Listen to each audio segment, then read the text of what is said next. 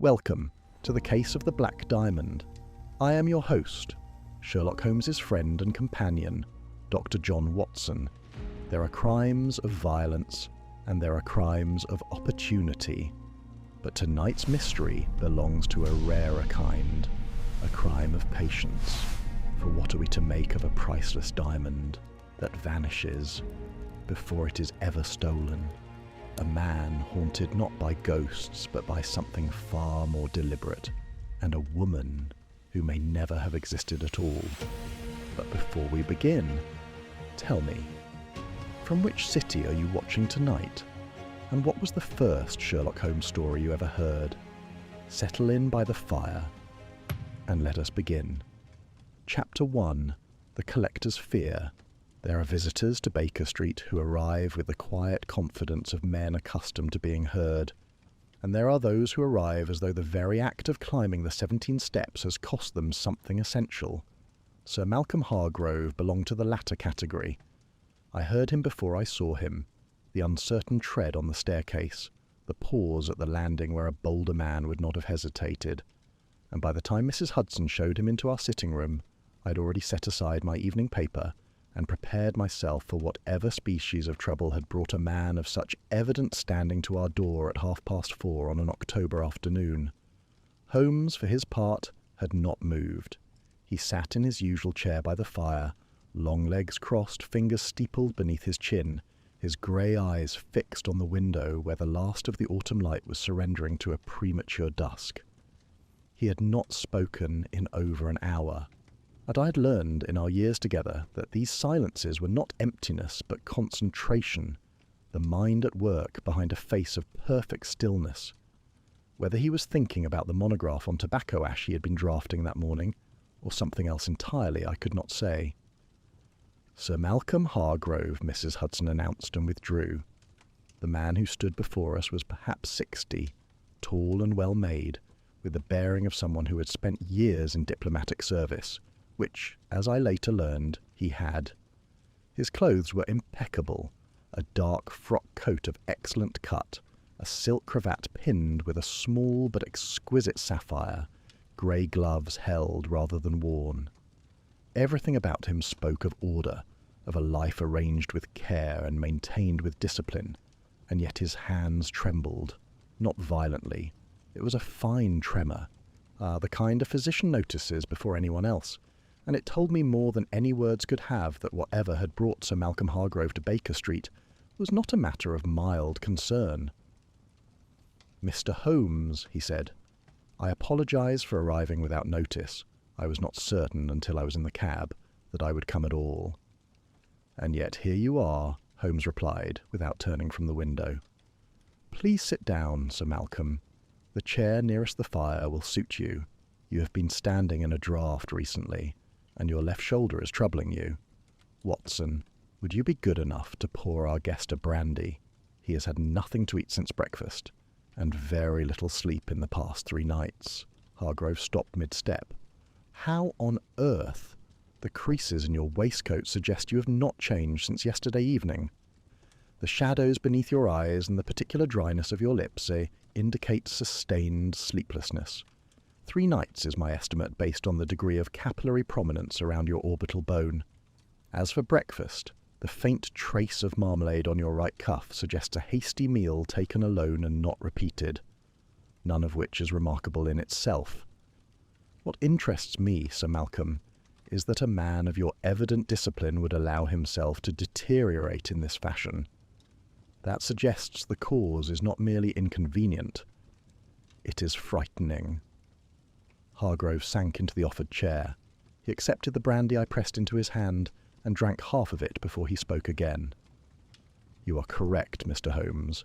I'm frightened, and I'm not a man who frightens easily." "I can see that," Holmes said, finally turning from the window. His gaze swept over our visitor with the swift, cataloguing intensity I had witnessed 1,000 times and never ceased to find remarkable. "You served in the diplomatic corps. India, I think, based on the particular way you hold your glass and the faded tan line above your collar that speaks of years under a fiercer sun than England provides. A man who has navigated the courts of foreign powers does not lose sleep over trifles. Tell me everything, Sir Malcolm. Omit nothing, however insignificant it may seem. Hargrove set down his glass and drew a long breath.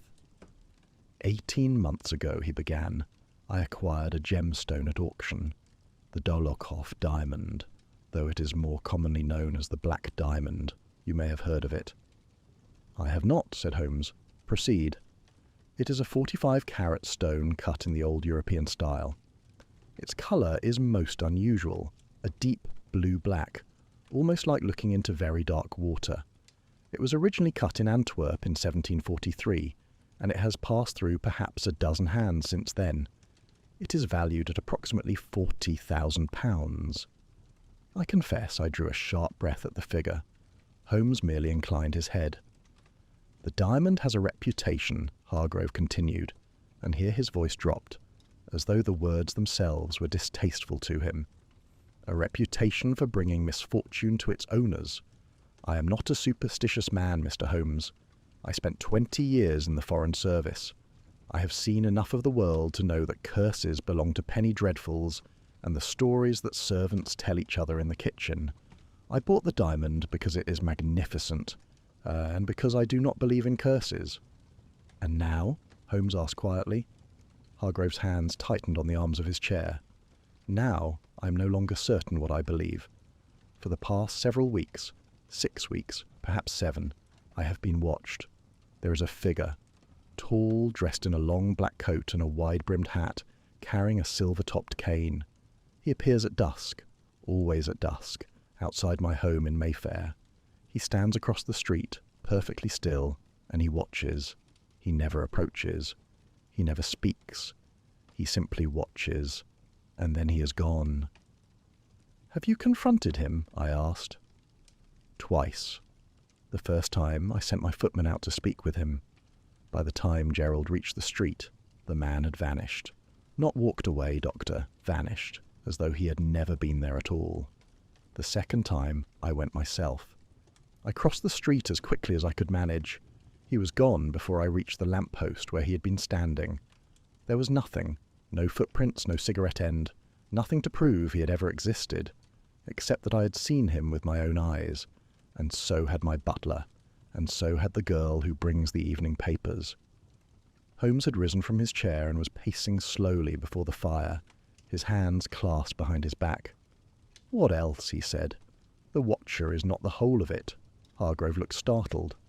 "No, there have been letters, unsigned, undated, delivered to my club rather than my home. Short, never more than a line or two. The first read, 'Return what was taken.' The second, 'The stone remembers.' The third, which arrived only yesterday, 'You were warned.' You have brought them? I have brought the third. The others I destroyed. Foolishly, I now realize." He produced a folded envelope from his breast pocket and handed it to Holmes, who examined it with minute care, turning it over, holding it to the light, sniffing the paper. "Common stationery, available at any decent shop. The hand is disguised, written with the left hand by a right-handed person, or with deliberate awkwardness, posted in central London. No scent, no distinguishing marks. Whoever wrote this is careful." Holmes set the letter aside. "Continue." "I have felt followed in the street, not by the figure, by others, ordinary-looking people who appear behind me too often to be coincidence. And there is a sense, Mr. Holmes, I know this sounds absurd, a sense of being studied, as though someone is learning my habits, my routines, my weaknesses." Holmes stopped pacing. He turned and looked at Hargrove with an expression I knew well, the sharpened focus, the sudden stillness of a predator that has caught a scent. "Sir Malcolm," he said, "I'm going to tell you something that may not comfort you, but which I believe to be true. You are not cursed. You are being managed.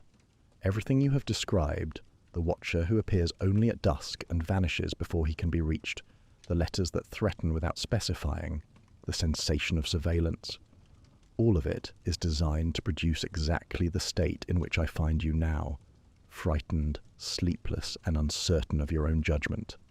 This is not a haunting. It is a performance. Someone is directing your fear as carefully as a conductor directs an orchestra. The colour rose in Hargrove's cheeks. To what end? That is what I intend to discover. You said the diamond has changed hands many times. Tell me, did the previous owners experience similar difficulties? I have heard rumours. The French banker who owned it in the 70s sold it suddenly. The Belgian countess after him kept it less than a year. There were stories of shadows, of warnings. I dismissed them as gossip amplifying a legend. Perhaps they were. Or perhaps the legend is not a legend at all, but a tool, maintained and deployed by someone with a very specific interest in that diamond. Holmes paused at the window and drew back the curtain an inch. The street below was sinking into evening shadow. You mentioned that you are hosting a private exhibition of the diamond. Yes, in 3 days' time. A small gathering at my home, a dozen guests, perhaps fewer. Collectors, scholars, a few old friends. And I had planned it months ago before all of this began. I considered cancelling, but I will not give this shadow the satisfaction. Good. Do not cancel. I should like to attend, Watson and I, if you will have us.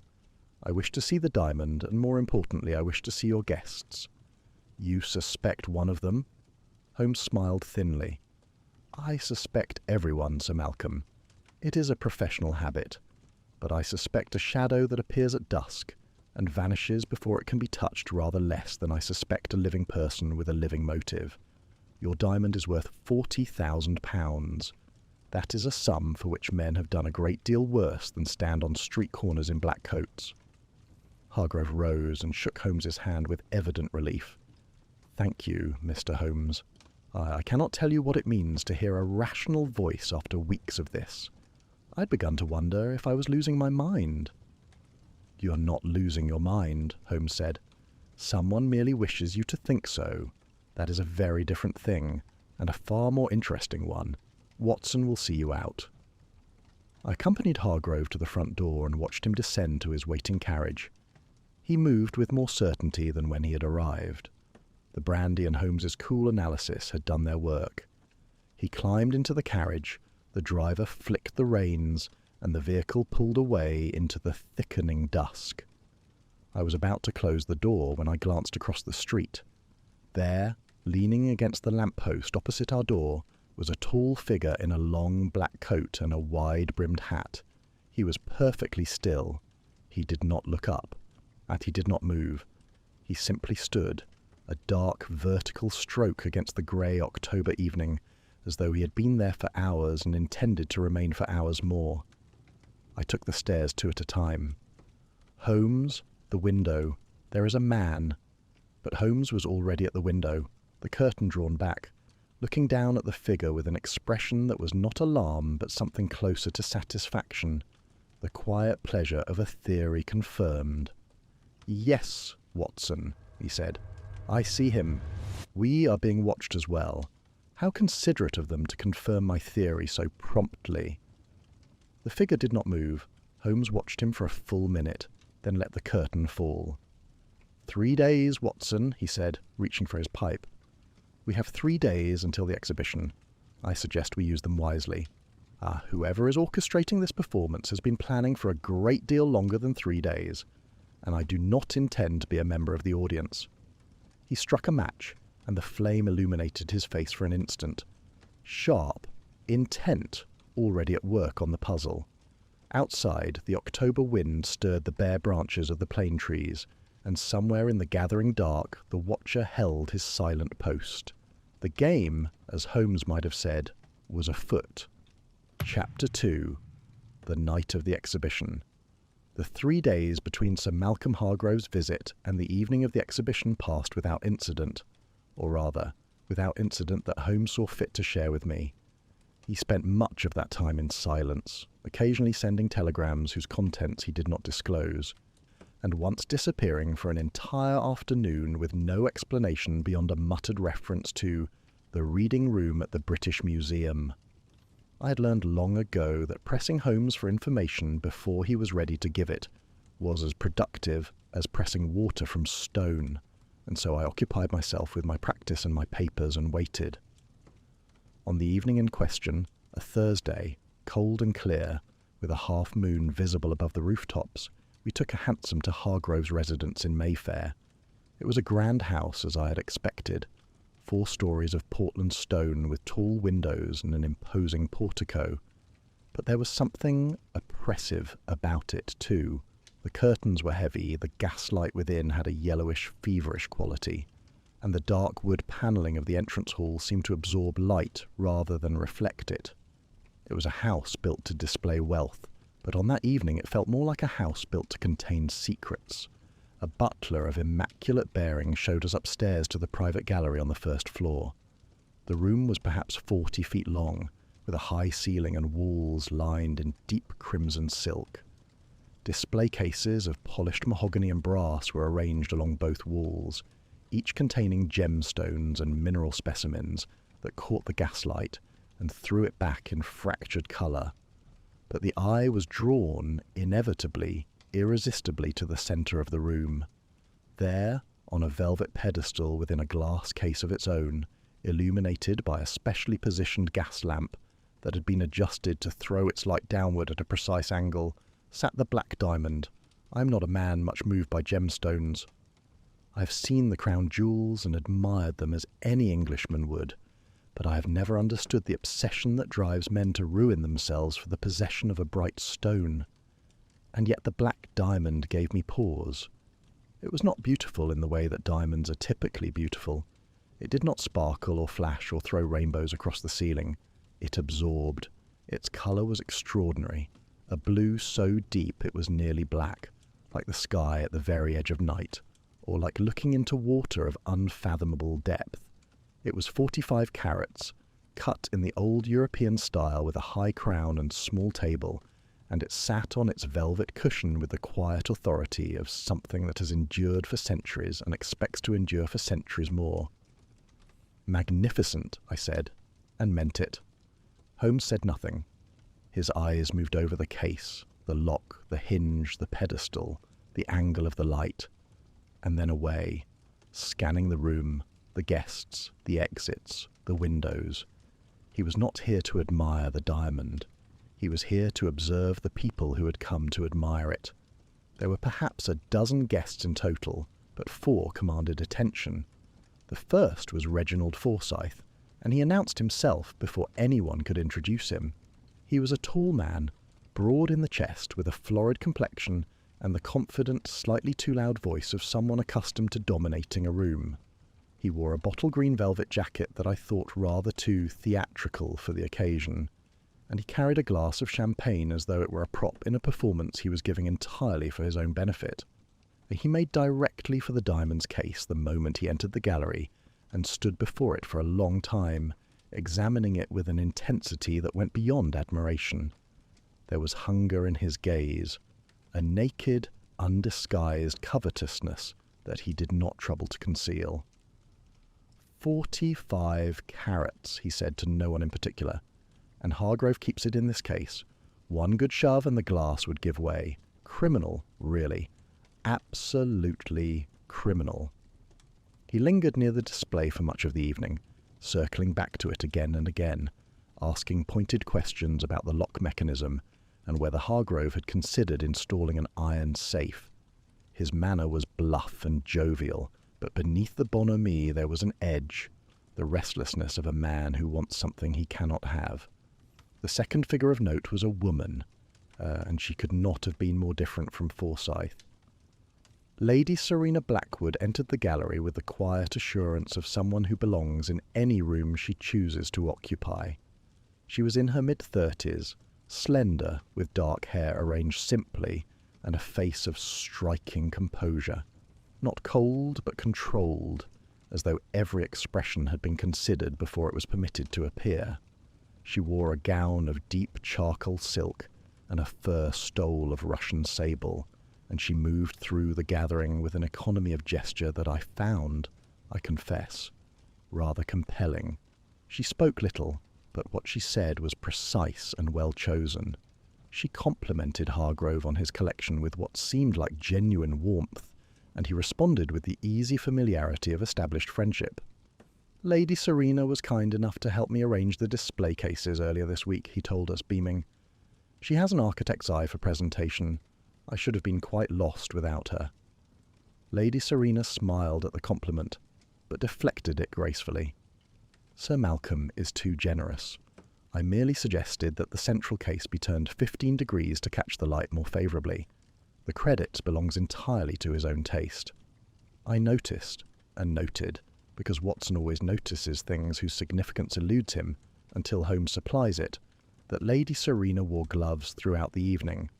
Long gloves of dove grey kid leather, buttoned to the elbow.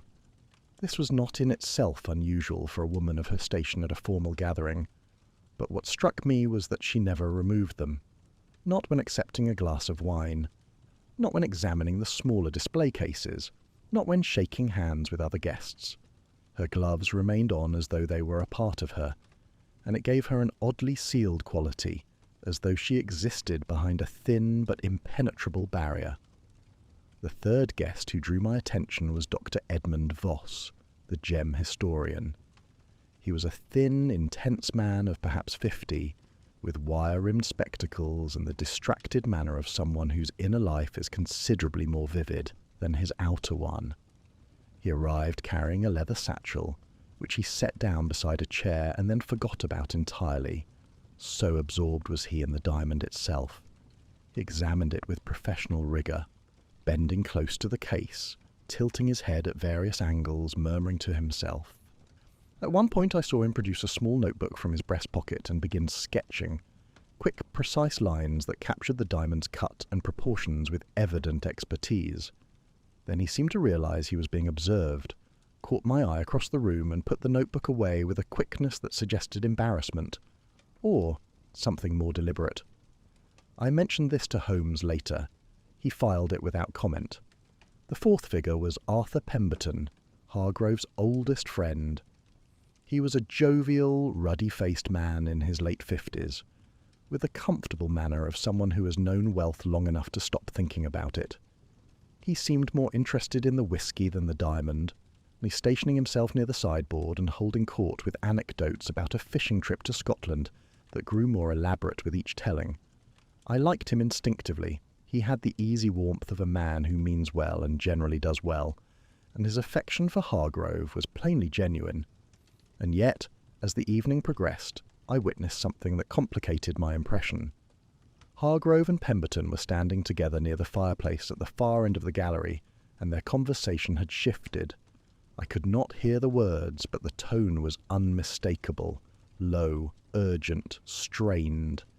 Pemberton was leaning in, one hand gripping Hargrove's arm. Hargrove shook his head, once, firmly, and Pemberton's face darkened with an expression I can only describe as wounded pride. They separated a moment later, and Pemberton returned to the sideboard with his jovial mask firmly restored. But the mask was thinner now, and I could see the tension beneath it. Later still, as the guests began to take their leave, I saw Pemberton in the hallway outside the gallery. He was speaking with a man I did not recognise, a compact, neatly dressed fellow with the careful hands of a tradesman. Pemberton pressed a sealed envelope into the man's hand, exchanged a few quiet words, and the stranger departed through the servant's entrance. Pemberton did not see me watching. When he turned back toward the gallery, his expression was unreadable. The evening concluded without incident. The diamond sat in its case, untouched and unthreatened. The guests departed one by one, Forsyth with a last lingering look at the stone, Dr. Voss clutching his leather satchel, Lady Serena drawing her stole about her shoulders and disappearing into the night with the same quiet composure with which she had arrived. Pemberton shook Hargrove's hand at the door, and whatever tension had passed between them earlier seemed to have been set aside, at least for the moment. In the cab, returning to Baker Street, I asked Holmes what he had observed. He was silent for a long time. The street lamps slid past the window, each one briefly illuminating his angular face before surrendering it to shadow. "3 things, Watson," he said at last. "Lady Serena Blackwood never removed her gloves. Not once, in 3 hours, in a warm room. Dr. Voss was sketching the diamond when he believed no one was watching, and stopped the instant he realized he was observed. And Arthur Pemberton passed a sealed envelope to a man he did not wish to be seen with, using the servant's entrance. "Any one of those could be innocent," I said. "Any one of them could," Holmes agreed. "And any one of them could be the thread that, when pulled, unravels the entire fabric.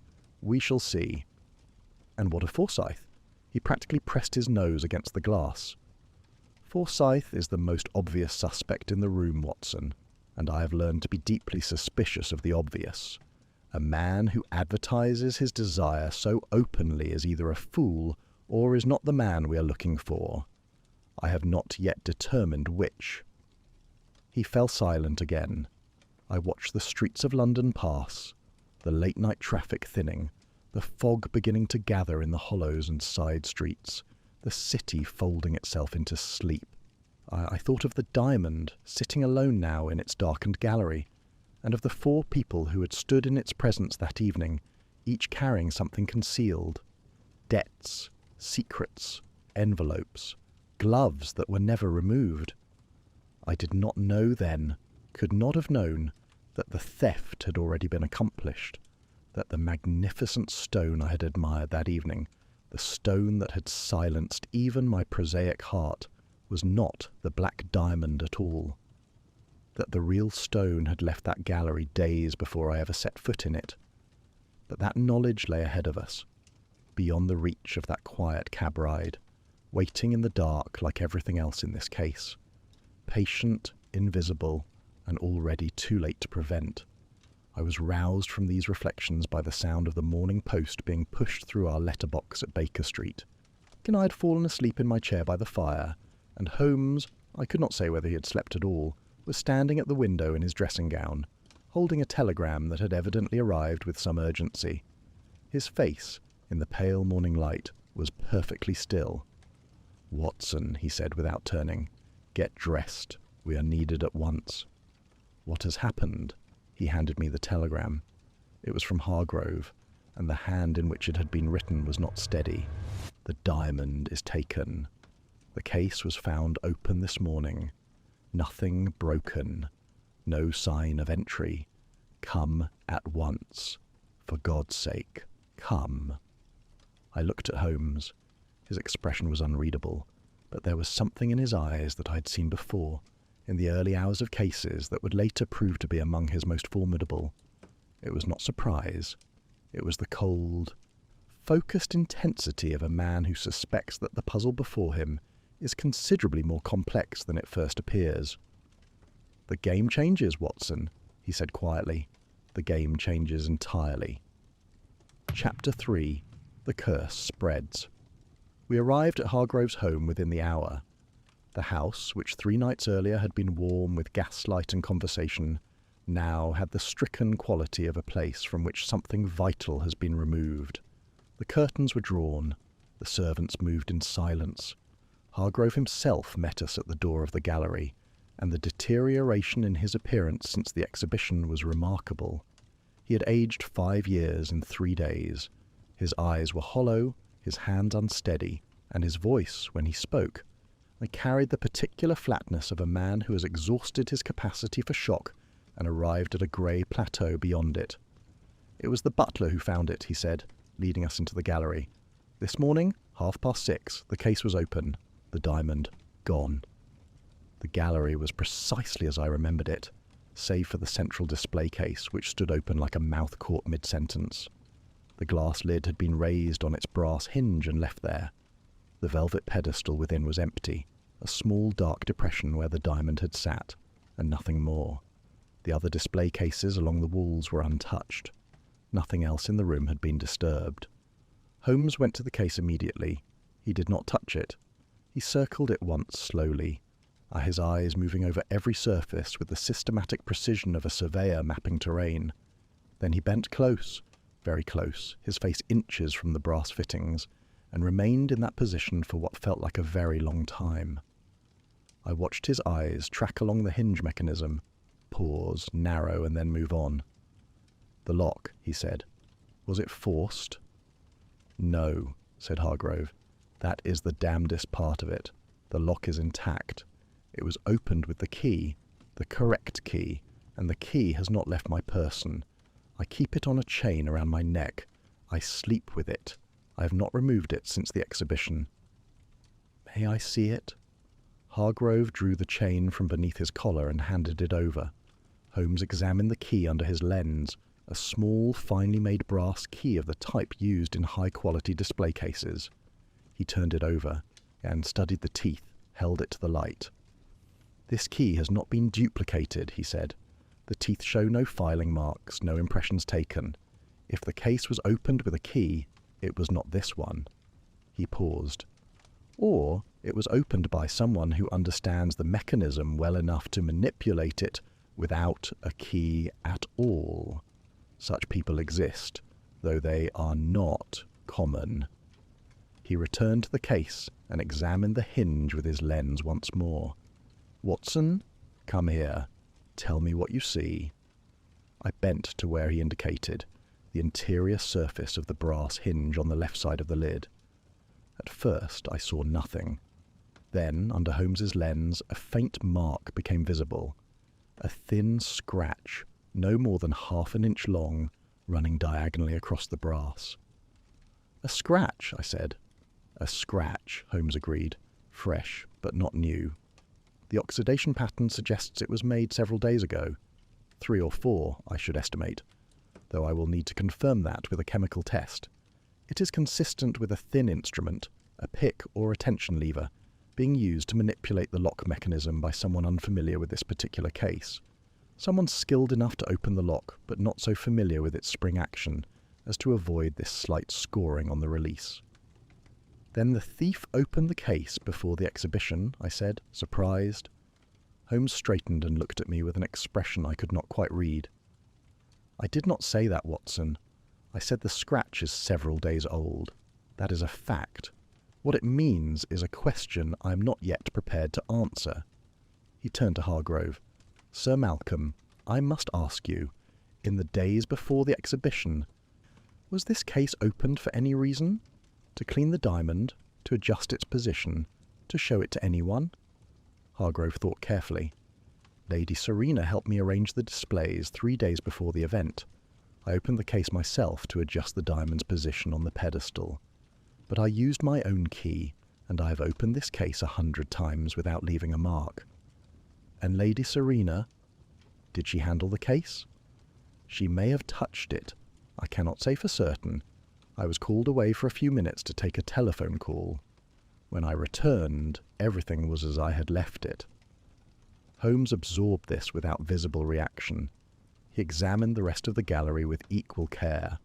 The windows, locked from the inside, undisturbed.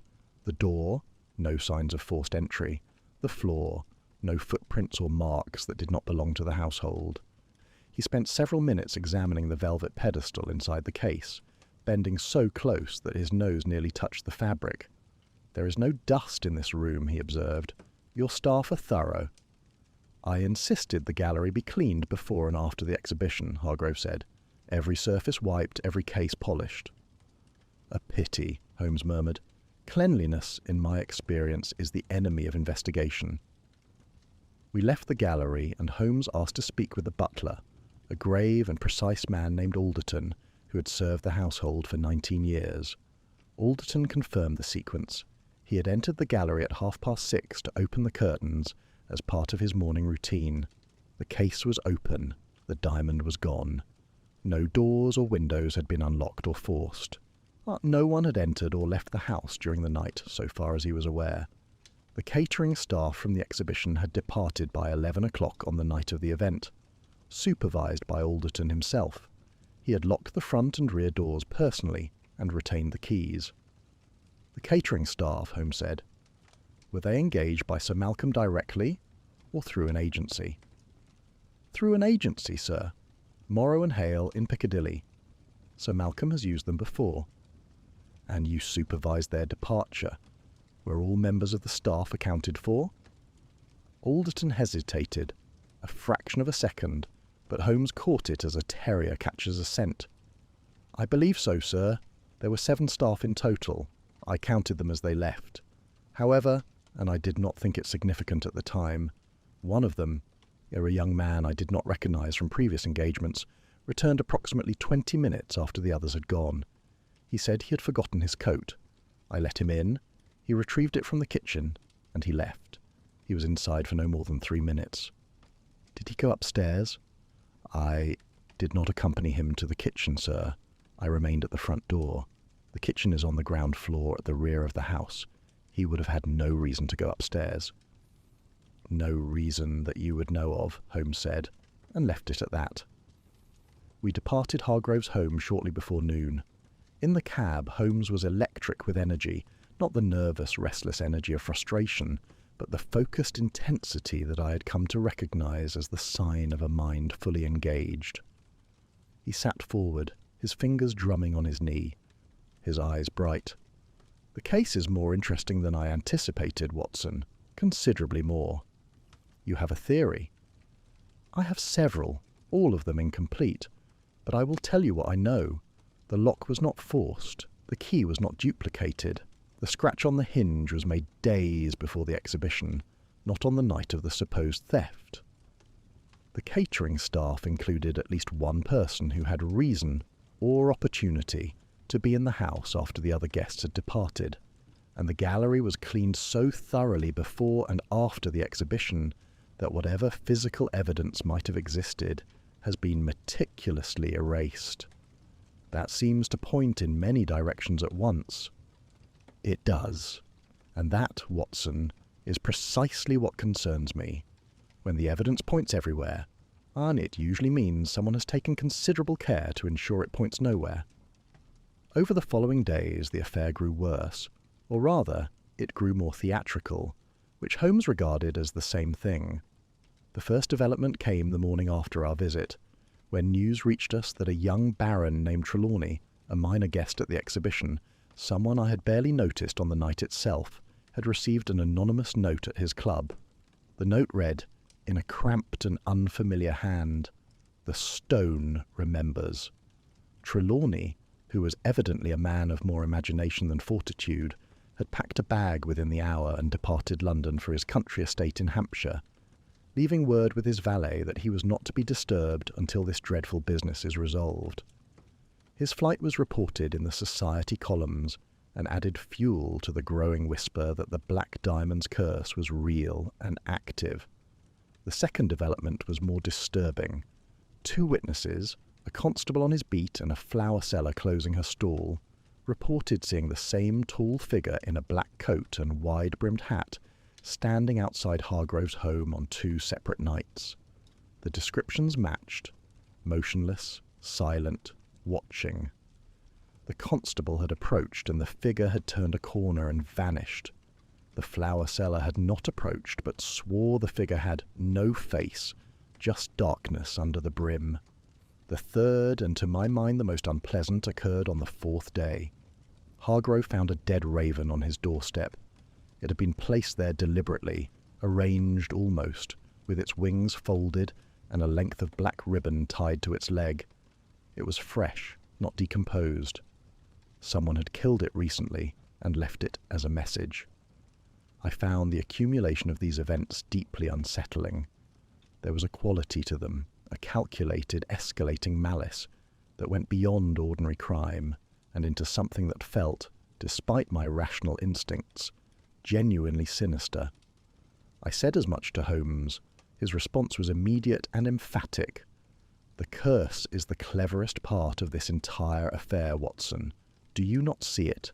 Every element, the watcher, the letters, the raven, Trelawney's flight, is designed to produce a single effect: fear. Not rational fear of a specific threat, but the irrational, a generalized dread that clouds judgment and discourages clear thinking. Someone is spending considerable effort and not inconsiderable money to ensure that everyone connected to this diamond is too frightened to think clearly. That is not the behavior of a ghost. That is the behavior of a very human intelligence that does not wish to be found. But to what end? The diamond is already gone. Is it? We assume it was taken on the night of the exhibition, because that is when the case was found open. But what if the case was opened after the diamond was already gone? Not to remove the stone, but to create the appearance that it was removed at that moment. What if the true theft happened earlier, and everything since, the curse, the raven, the panic, is designed to ensure we investigate the wrong night entirely? I stared at him. That would mean... It would mean a great many things, Watson, most of which I'm not yet ready to articulate. But I will tell you this. I intend to investigate the history of this diamond with great care. Not for curses. I leave curses to the penny dreadfuls.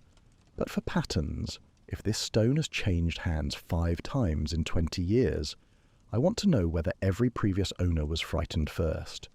Because if the answer is yes, then we are not dealing with a single theft.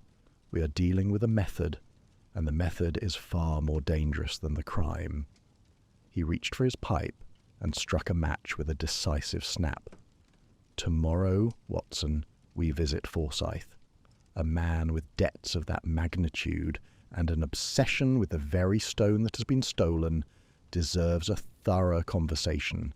After that, I have inquiries to make at the auction houses in Hatton Garden, and I have sent a telegram to a contact in Amsterdam, a retired detective named Van der Berg, asking about a matter that may prove relevant or may prove nothing at all. Amsterdam? What has Amsterdam to do with a diamond stolen in Mayfair? Holmes exhaled a thin stream of smoke and watched it dissolve against the ceiling. Perhaps nothing. Perhaps everything. The diamond was cut in Antwerp. It has passed through half the capitals of Europe. If there is a pattern, a network, it will not begin and end in London. These things never do. He said no more that evening, but I noticed, as I retired for the night, that he had pinned a sheet of paper to the wall beside the mantelpiece. On it, in his sharp, angular hand, he had written 4 names in a vertical column: Forsyth, Lady Serena Voss Pemberton. Beside each name were notes, abbreviated, cryptic, in a personal shorthand I could not fully decipher. But beside Forsyth's name, underlined twice, was a single word I could read clearly: debts. And beside Lady Serena's name, there was only a question mark. It was the question mark that stayed with me as I climbed the stairs to my room. In Holmes's vocabulary, certainty was common. Suspicion was routine. But a question mark, a bare, unadorned admission of uncertainty, was something I had learned to take very seriously indeed. Chapter 4. A Pattern of Fear. Holmes was gone before I woke the next morning. Mrs. Hudson informed me that he had left at 5:30 with a small leather case under his arm, and instructions that I should meet him at the reading room of the British Museum at noon. She added, with the particular tone of resigned forbearance she reserved for Holmes's more eccentric departures, that he had taken no breakfast and had been singing something from Mendelssohn on the stairs, which she regarded as a poor sign for the day ahead. I arrived at the museum shortly before 12, and found Holmes at a long table in the far corner of the reading room, surrounded by an archipelago of open volumes, loose papers, and what appeared to be several bound auction catalogues from the continent. He had a pencil behind his ear and another in his hand, and he was copying figures from a leather-bound ledger with the rapid concentration of a man who has found exactly what he was looking for. "Sit down, Watson," he said, without looking up. "I have been tracing the provenance of our diamond, and the results are illuminating." He pushed a sheet of paper toward me. On it, in his meticulous hand, he had constructed a table, 5 columns, each representing a previous owner of the black diamond, with dates, locations, purchase prices, sale prices, and a final column headed simply, Notes. "Read the notes column," he said. "Aloud, if you please." I read, "First owner, 1875, Monsieur Henri Cassel, banker, Paris. Sold the diamond after 6 months. Notes, reported being followed. Claimed servants were being bribed for information about his household arrangements. Continue. Second owner, 1880, Countess Marie-Thérèse de Valk, Brussels. Sold after 4 months. Notes, her diary. How did you obtain her diary? through a contact at the Belgian embassy. An old favour repaid. Continue. Her diary describes a shadow that appears at every window and a growing conviction that she was under surveillance. She sold the diamond to a dealer at a significant loss. Third owner? 1887. Herr Friedrich Langmann, industrialist, Berlin. Sold after 2 months. Notes. His private correspondence, obtained, I presume, through another favour, mentions anonymous letters warning of the stone's displeasure and a conviction that his movements were being monitored. And the fourth? 1892. Mr. Gerald Whitecliffe, shipping magnate, London. Sold after 7 months. No specific complaints recorded, but he sold at a loss of nearly £4,000, which suggests urgency rather than considered decision. I set the paper down. The pattern was unmistakable, and the hairs on the back of my neck rose, though not from any supernatural conviction. Every owner, I said, every single one, frightened before they sold. Not merely frightened, Watson, managed. The same sequence repeated across 4 countries and 23 years. First, surveillance, the feeling of being watched, followed, studied. Then the letters, anonymous, threatening, vaguely referencing the diamond's history or displeasure. Then the escalation, bribery of servants, shadowy figures, a mounting atmosphere of dread. And then, inevitably, the sale. Every owner parts with the diamond, and the diamond moves to the next victim. But Hargrove did not sell. He held an exhibition. Precisely. Hargrove is unusual. He is stubborn, proud, and perhaps more courageous than his predecessors. He did not capitulate to the campaign of fear, and so the method was adapted. If the owner would not sell, the diamond would be taken by other means. But the underlying approach, the destabilization, the theatre of menace, is identical. This is not a curse, Watson. It is a business model. He gathered his papers into a neat stack and rose from the table. And it has been in operation for at least 2 decades, which tells me something important. We are not dealing with a single individual acting on impulse. We are dealing with an organization, small, perhaps, but patient, disciplined, and experienced. They have done this before. They will do it again. We left the museum and took a cab to Forsyth's Club in St. James's. Holmes had obtained an introduction through a mutual acquaintance, the details of which he did not share with me, and we found Forsyth in the smoking room, occupying a leather armchair with the proprietorial air of a man who considers his club an extension of his drawing room. He was, if anything, more expansive than he had been at the exhibition.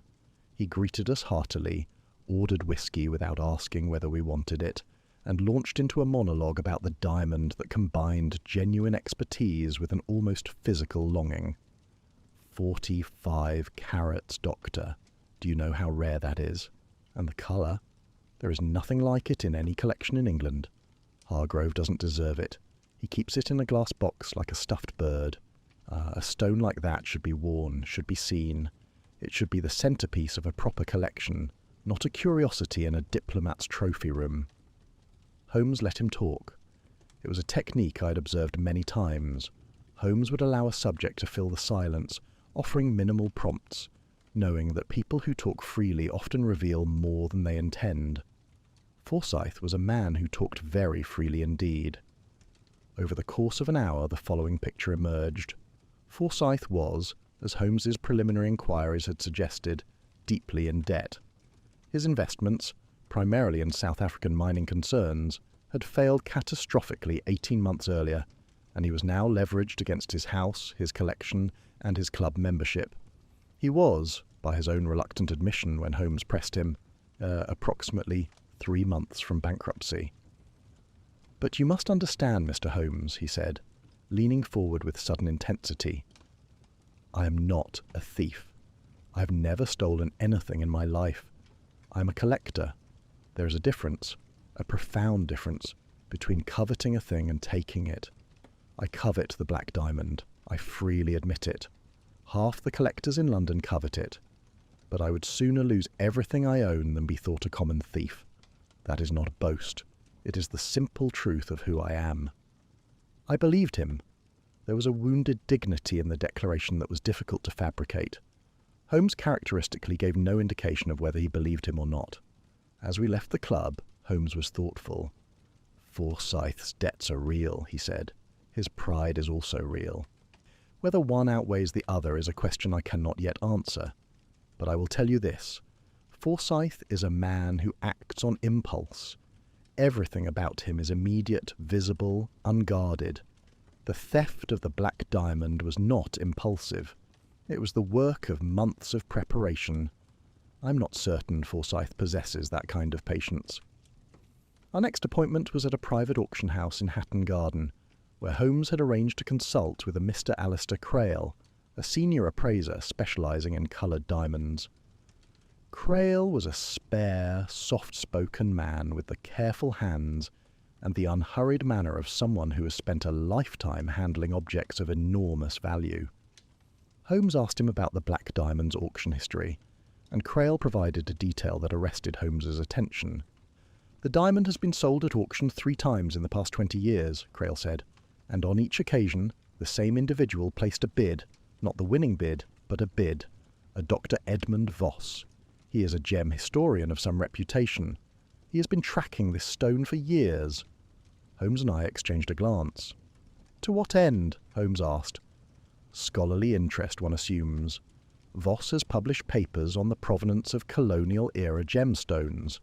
He believes, and this is not widely known, Mr. Holmes, so I trust your discretion, that the Dolokhov diamond was originally part of a Maharaja's collection in Rajputana, taken during the upheavals of the 1780s and smuggled to Europe by a Dutch trader. If Voss can prove that provenance, it would be the paper of his career. It would also raise extremely uncomfortable questions about the legality of every subsequent sale." Holmes absorbed this without visible reaction. "Has Voss ever attempted to purchase the diamond?" "He has bid, as I said, but always modestly, never enough to win. My impression is that Voss does not want to own the diamond. He wants to study it. Ownership is incidental to his purpose." We left Hatton Garden in the late afternoon, the autumn light already failing. Holmes was silent in the cab for several minutes, processing what we had learned. I watched the streets of London pass, the lamplighters beginning their rounds, the last of the day's traffic clogging the approaches to Holborn Viaduct, and waited. "Voss is secretive," Holmes said at last. "He sketches the diamond when he thinks no one is watching. He has tracked it across 3 auctions.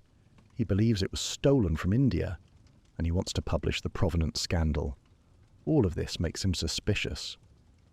"You think he took the diamond to study it?" "I think it is possible. A man obsessed with an object's history might convince himself that possessing it temporarily, for research, for documentation, is justified. Scholars are capable of extraordinary self-deception when their life's work is at stake." He paused. "And yet?"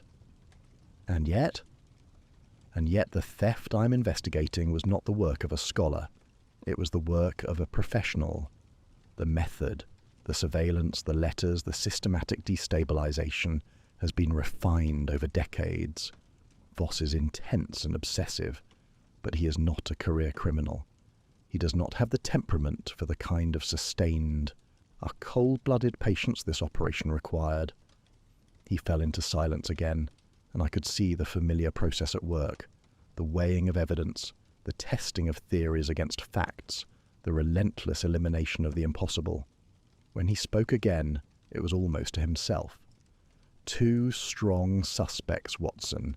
Forsyth, with his debts and his hunger. Voss, with his obsession and his secrets. Either could be the thief, on the evidence we have, and yet neither feels right.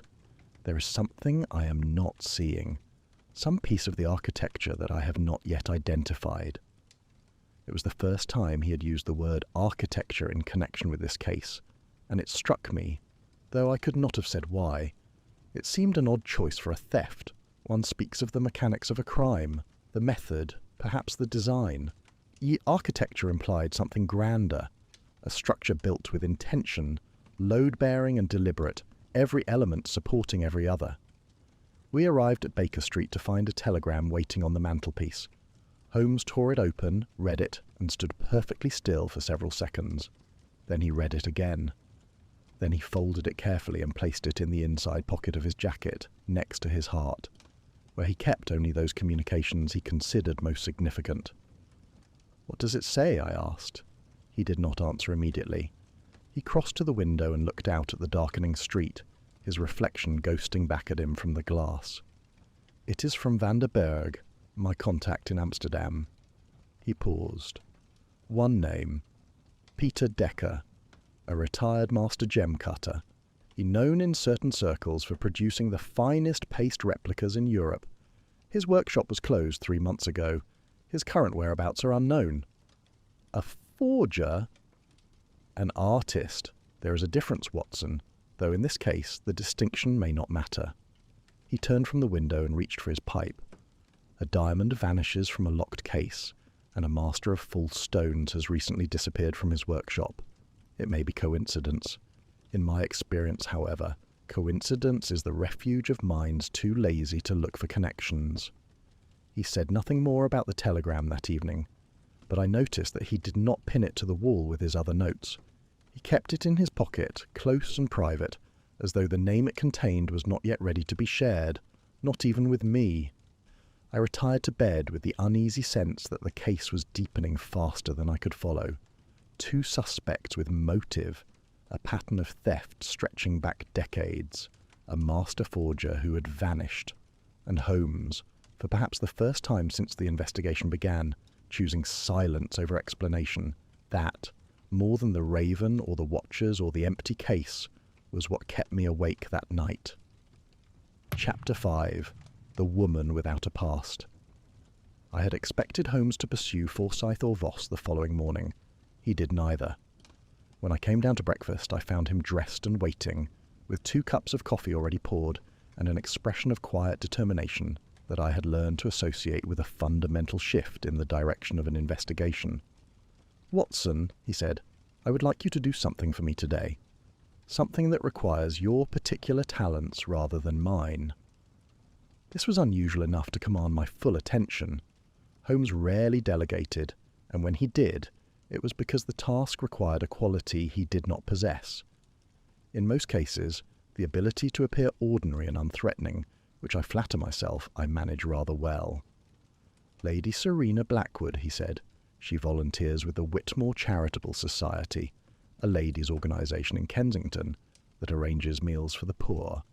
I should like you to visit them this afternoon, not as my associate, simply as Dr. Watson, a medical man interested in the charitable work. Speak with the women there. Learn what you can about Lady Serena, her habits, her character, her history. Listen to how they describe her, and Watson, pay attention not only to what they say, but to what they cannot say. The gaps may be more revealing than the words." "And what will you be doing?" "I shall be making inquiries of a different nature.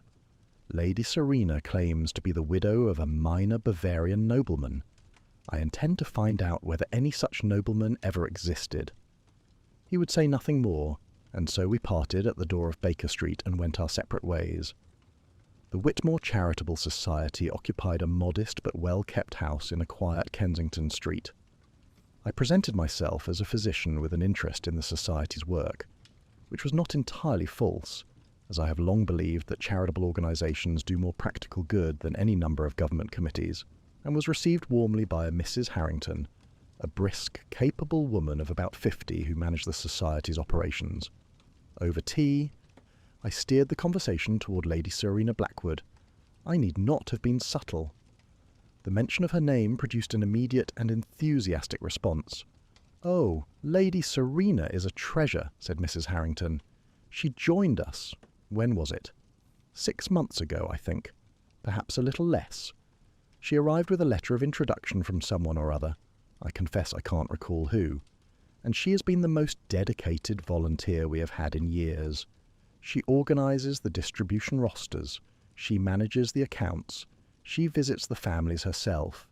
She is generous, efficient, and unfailingly kind." a younger woman, a Miss Felton, added, "And so elegant. You would never know to look at her that she spends her Tuesday mornings carrying baskets of bread to tenements in Whitechapel. She simply does it, without fuss, without expecting to be noticed." I asked, as casually as I could, about Lady Serena's background. Where had she come from? What was her history before London? Here the responses became, as Holmes had predicted, more interesting for what they did not contain. "She is a widow," said Mrs. Harrington. "Her husband was a nobleman of some kind, Bavarian, I believe. She does not speak of him often. One has the impression it was a happy marriage, ended too soon." "Has she family in England?" I asked. "I don't believe so. She has never mentioned any." "And before London? Where did she live?"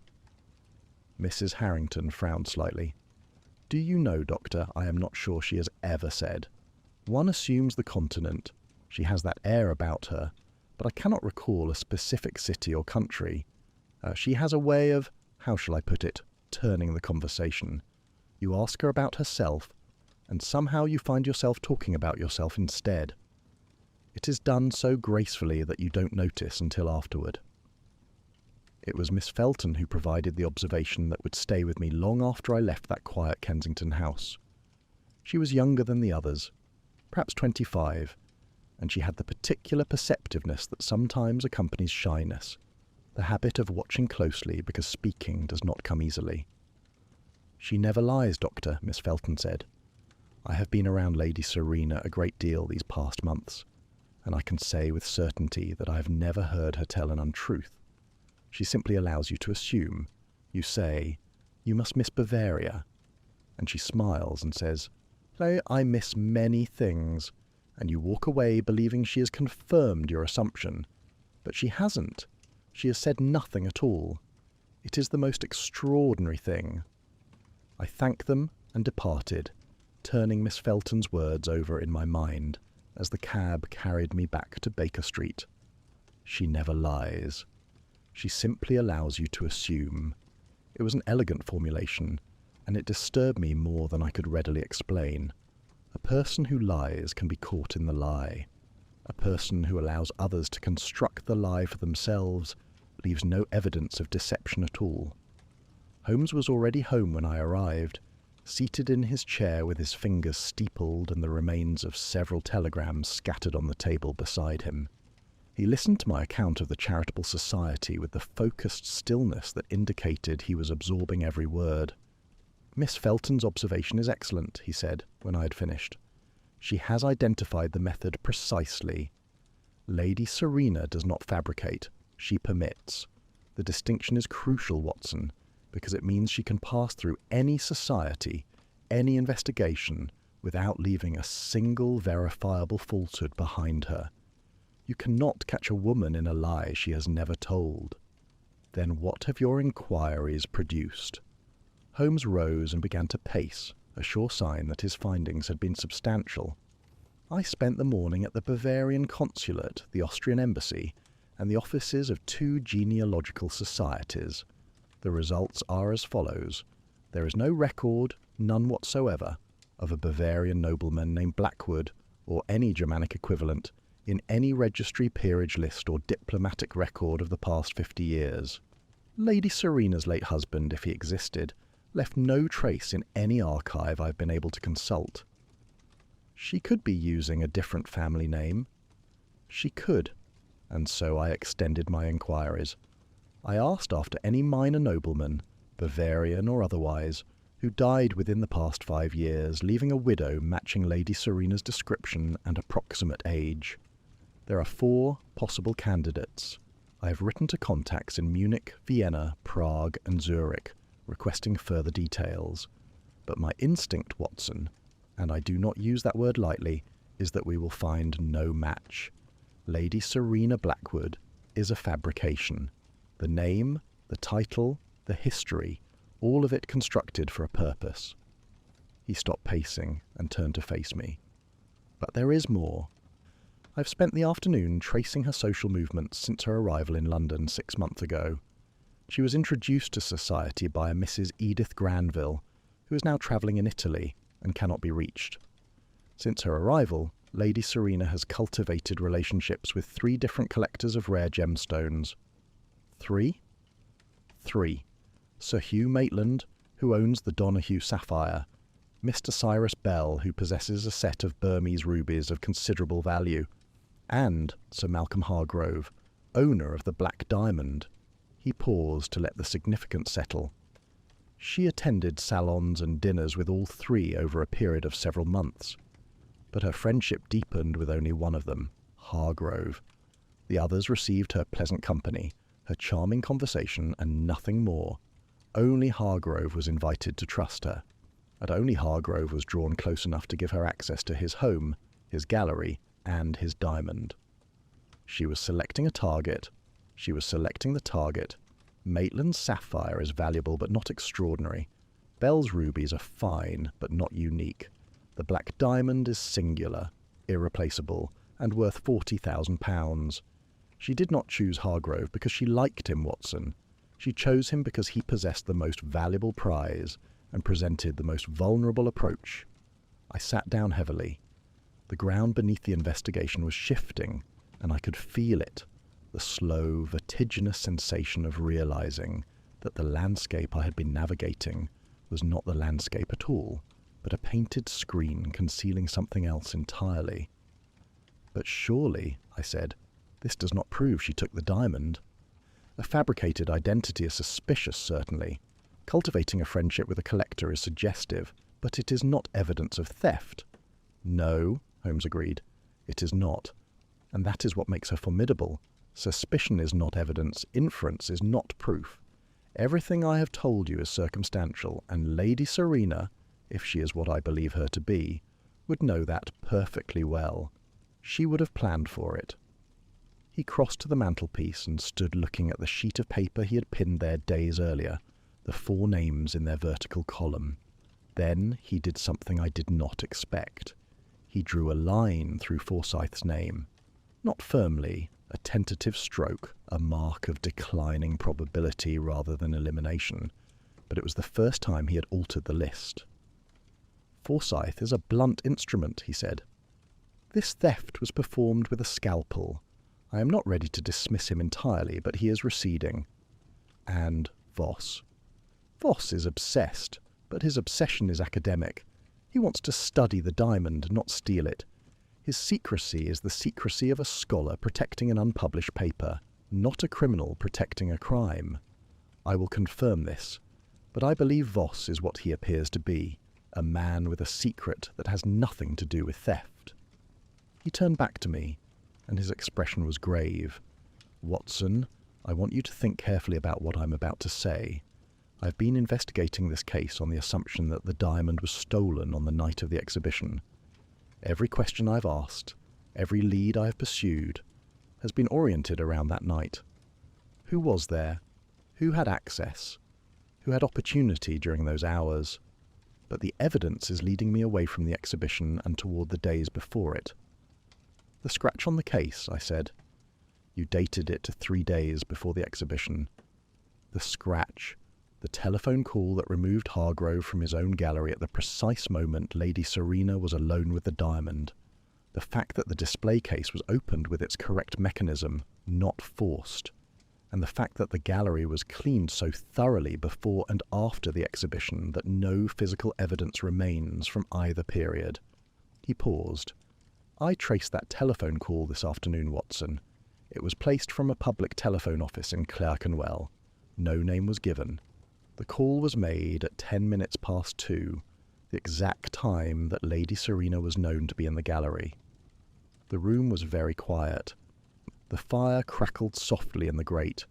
Outside, a cab clattered past on the wet street, and the sound faded into the autumn evening. "You believe she switched the diamond," I said, "before the exhibition, and that everything since, the exhibition itself, the open case, the curse, has been theatre, designed to make us investigate the wrong night." Holmes sat down in his chair and was silent for a long time. When he spoke, his voice was measured, almost reluctant, as though he was giving shape to a thought he had been carrying for days, but had not yet been willing to articulate. "I am thinking, Watson, that we have been investigating the wrong night entirely, and if I am right, if the theft occurred 3 days before the exhibition in broad daylight, in a room where the owner himself held the door open, then this is not merely a clever crime. It is a masterpiece of misdirection, and the person who designed it is considerably more dangerous than a debtor or a scholar. He reached for his pipe, but did not light it. He held it in his hands as though it were an anchor, something solid to grip while the current of the case pulled him into deeper and less certain waters. "Tomorrow," he said, "I will dismantle the curse. I want to know who is wearing the black coat. I want to know how many of them there are, and I want to know who is paying them. Because if Lady Serena Blackwood is what I believe her to be, she did not do this alone. She has a network, and the network is still in London." Chapter 6. The Illusion of Presence. Holmes left Baker Street before dawn. I know this because I heard him. The soft, deliberate tread on the staircase, the click of the front door, the brief exchange with a cab driver whose voice carried in the still morning air.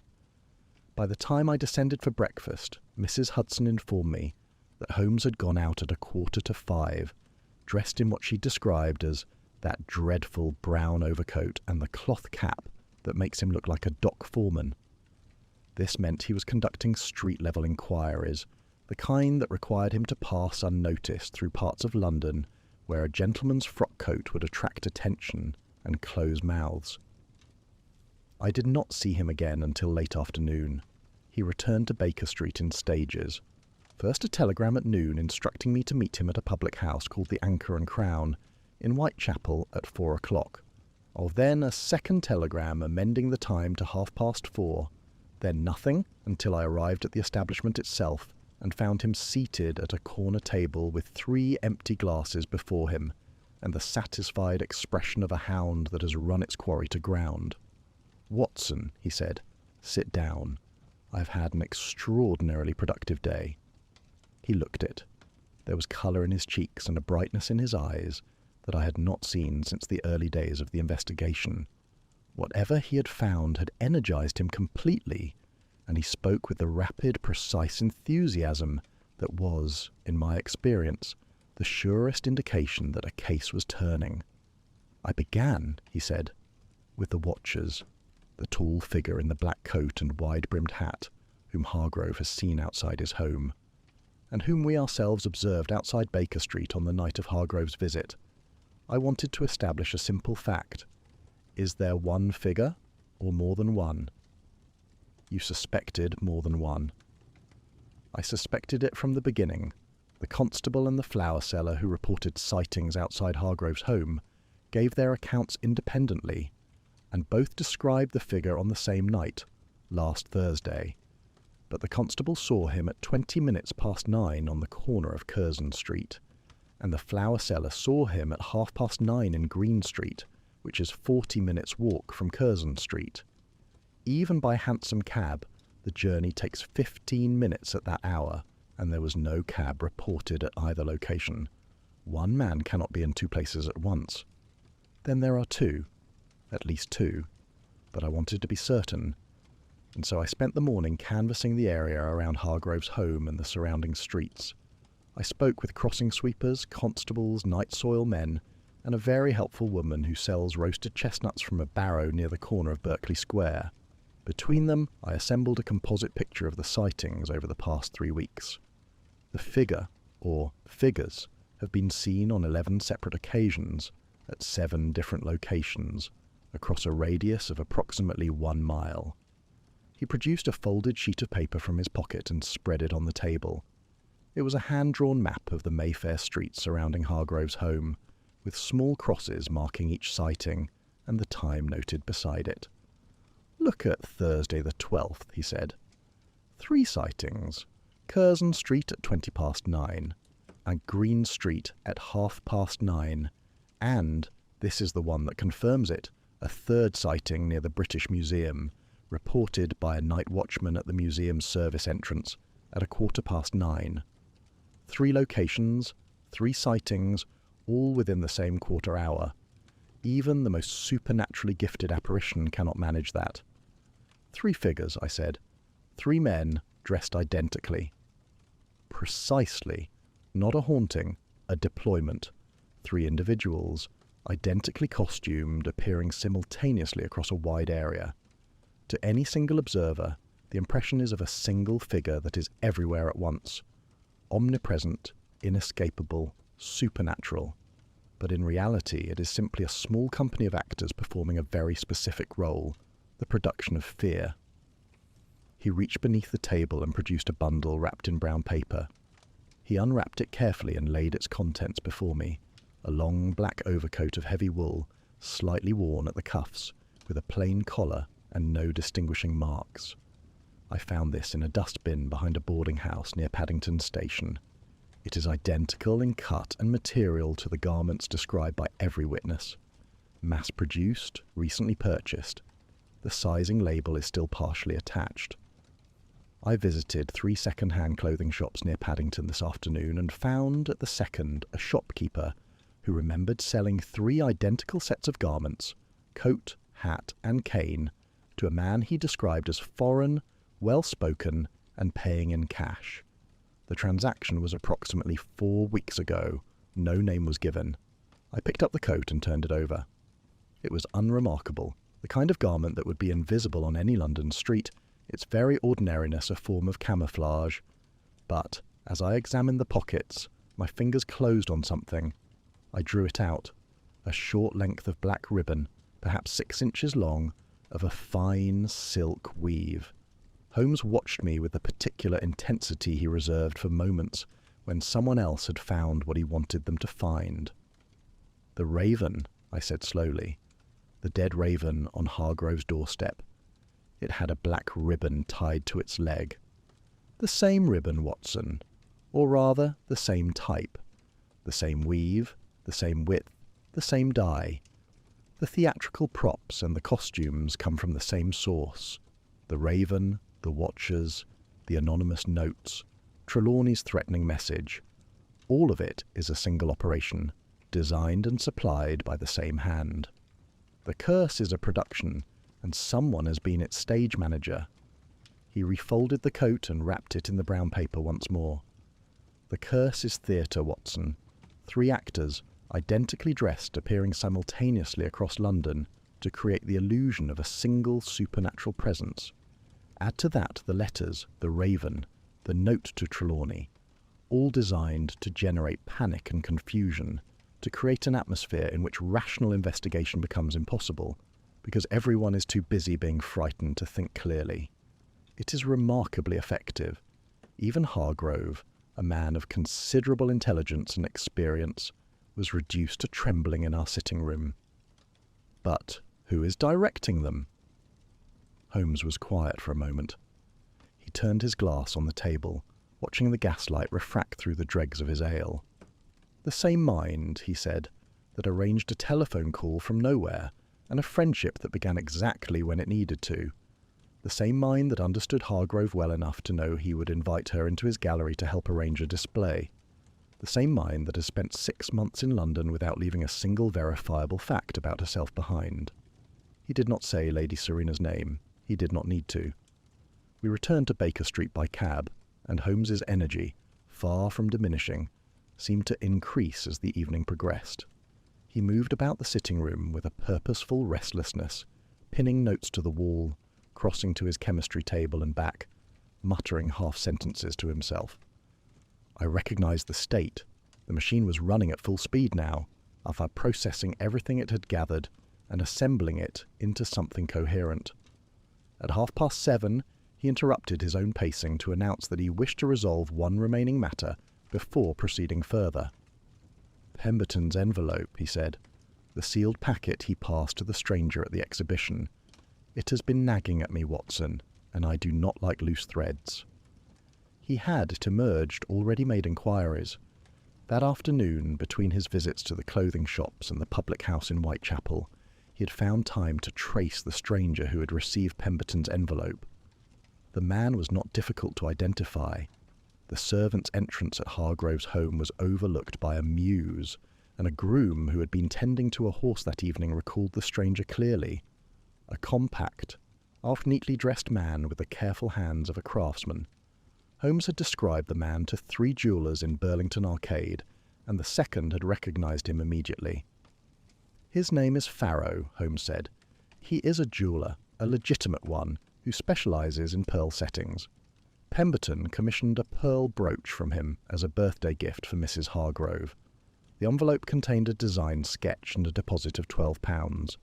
The secrecy was not criminal, it was discretionary.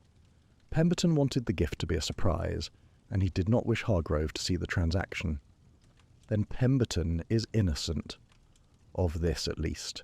His envelope is explained, and his motive for secrecy is entirely benign. He is an old friend who was arranging a thoughtful gift and did not wish to spoil it. I am satisfied." He struck a line through Pemberton's name on the wall, a firm line this time, not the tentative stroke he had drawn through Forsyth's. 3 suspects were now diminished. Only one remained unmarked, the name with the question mark beside it, the name that Holmes had circled earlier that day in pencil so faint I might have imagined it. I poured myself a whisky and sat by the fire, watching Holmes continue his work. The case had narrowed. I could feel it narrowing, like a corridor drawing tighter, and the figure at its end was becoming clearer with each passing hour. A woman without a past, a friendship calibrated to the weak, a telephone call from nowhere. 3 actors in identical coats performing Fear on the streets of London, and somewhere behind all of it, a mind that Holmes himself had described as formidable. Not because it was ruthless, he had encountered ruthlessness before many times, but because it was patient, because it planned in months, not hours, because it understood that the most effective deception is one the victim constructs for himself, out of his own assumptions, without the deceiver ever telling a single lie. I was roused from these thoughts by a sharp knock at the door. Mrs. Hudson brought up a telegram, the second from Amsterdam, from Holmes's contact Van der Berg. Holmes tore it open and read it standing by the fire. I watched his face. He read it once quickly, then again slowly. Then he folded it with great care and placed it in his breast pocket. "What does it say?" He looked at me, and for the first time in the investigation, I saw something in his expression that was not quite satisfaction and not quite alarm, but something between them, the look of a man who has confirmed a suspicion he had hoped, against his better judgment, might prove unfounded. "Decker left Holland 8 months ago," he said. "His last known destination was London. He travelled with a woman." A pause. The description matches our inquiry. "Lady Serena." Holmes did not confirm or deny it. He stood in silence for a long moment, the telegram in his pocket, the fire throwing moving shadows across the wall of notes and names. Then he reached for the pencil on the mantelpiece, and beside the question mark next to Lady Serena's name, he added a single word. Decker. He stared at it for a count of 10. Then he turned away and went to the window.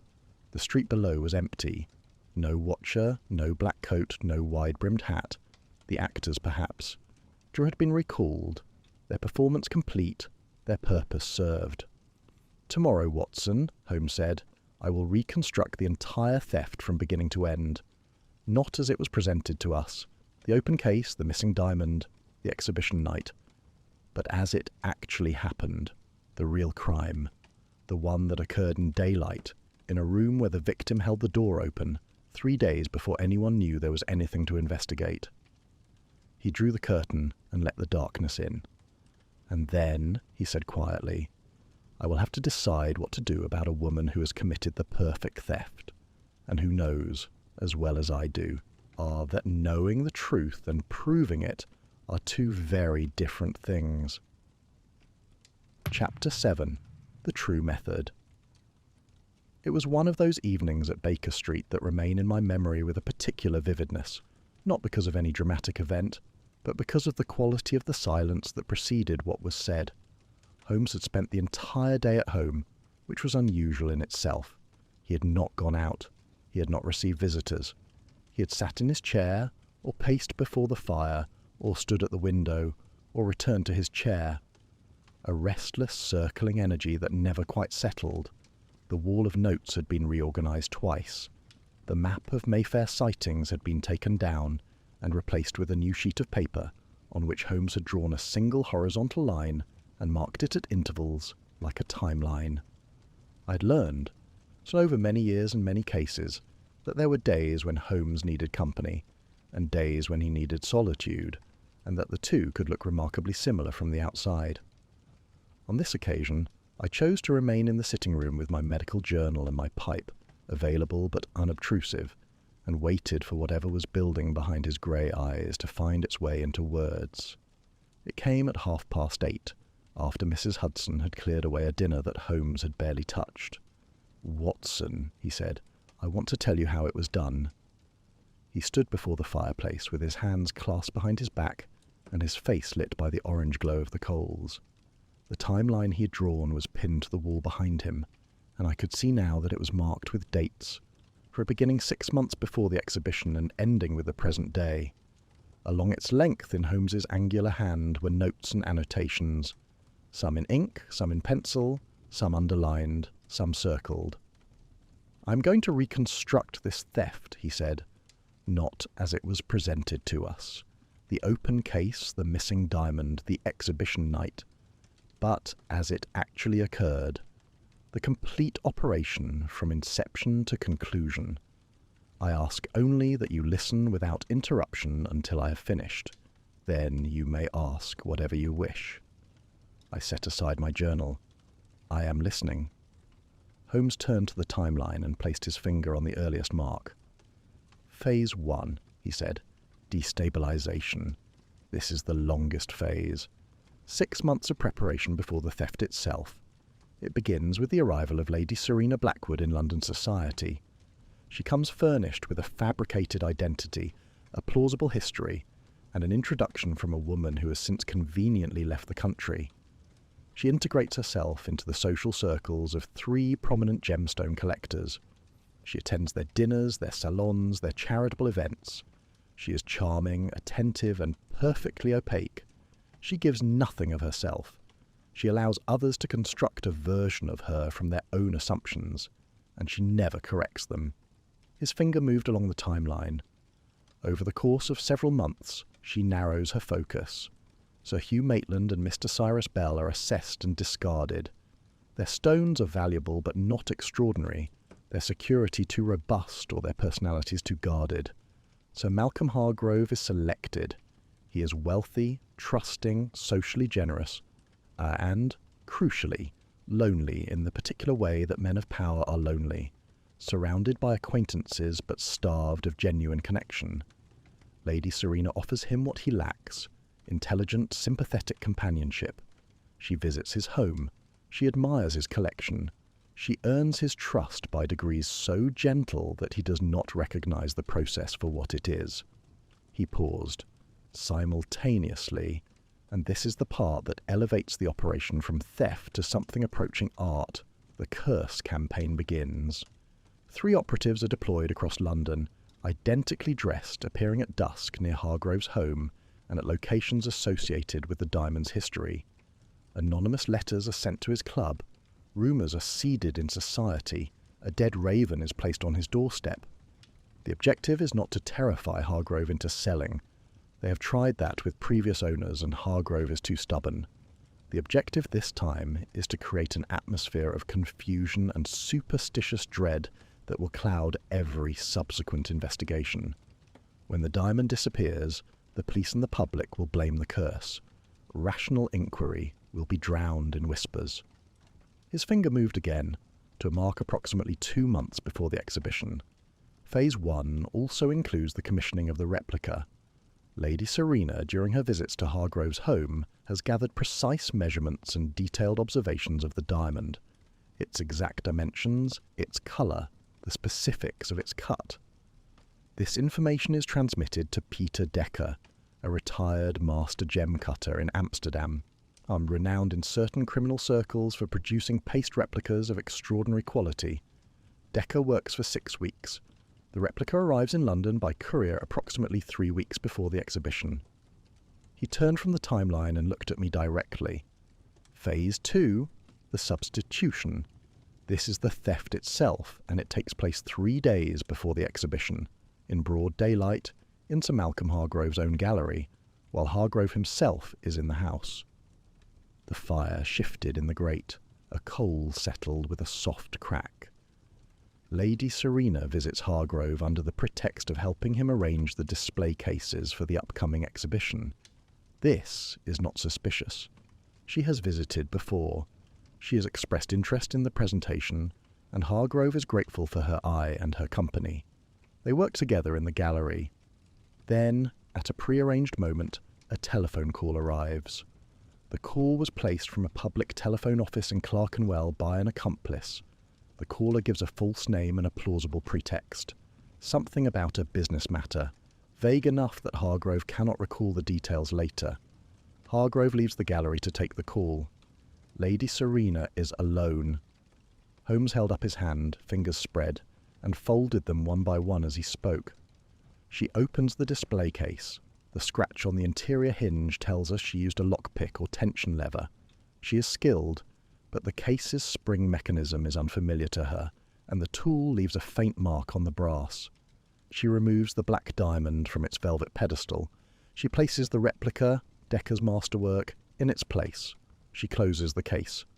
She conceals the real diamond in a specially designed pocket sewn into the lining of her fur stole. The entire operation takes no more than 2 minutes. He lowered his hand.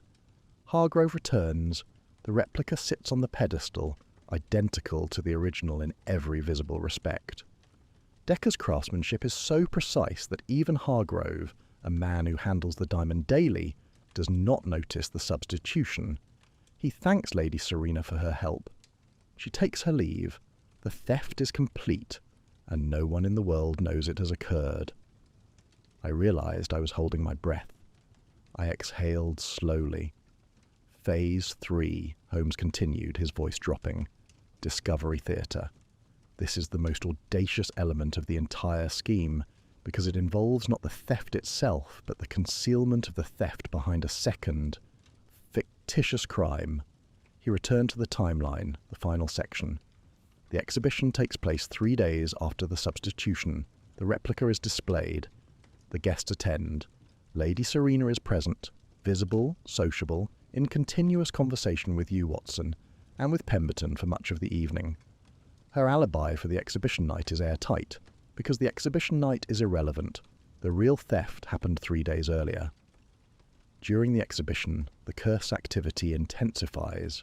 One of the operatives delivers a threatening note to young Trelawney, who obligingly panics and flees London, adding to the atmosphere of supernatural menace.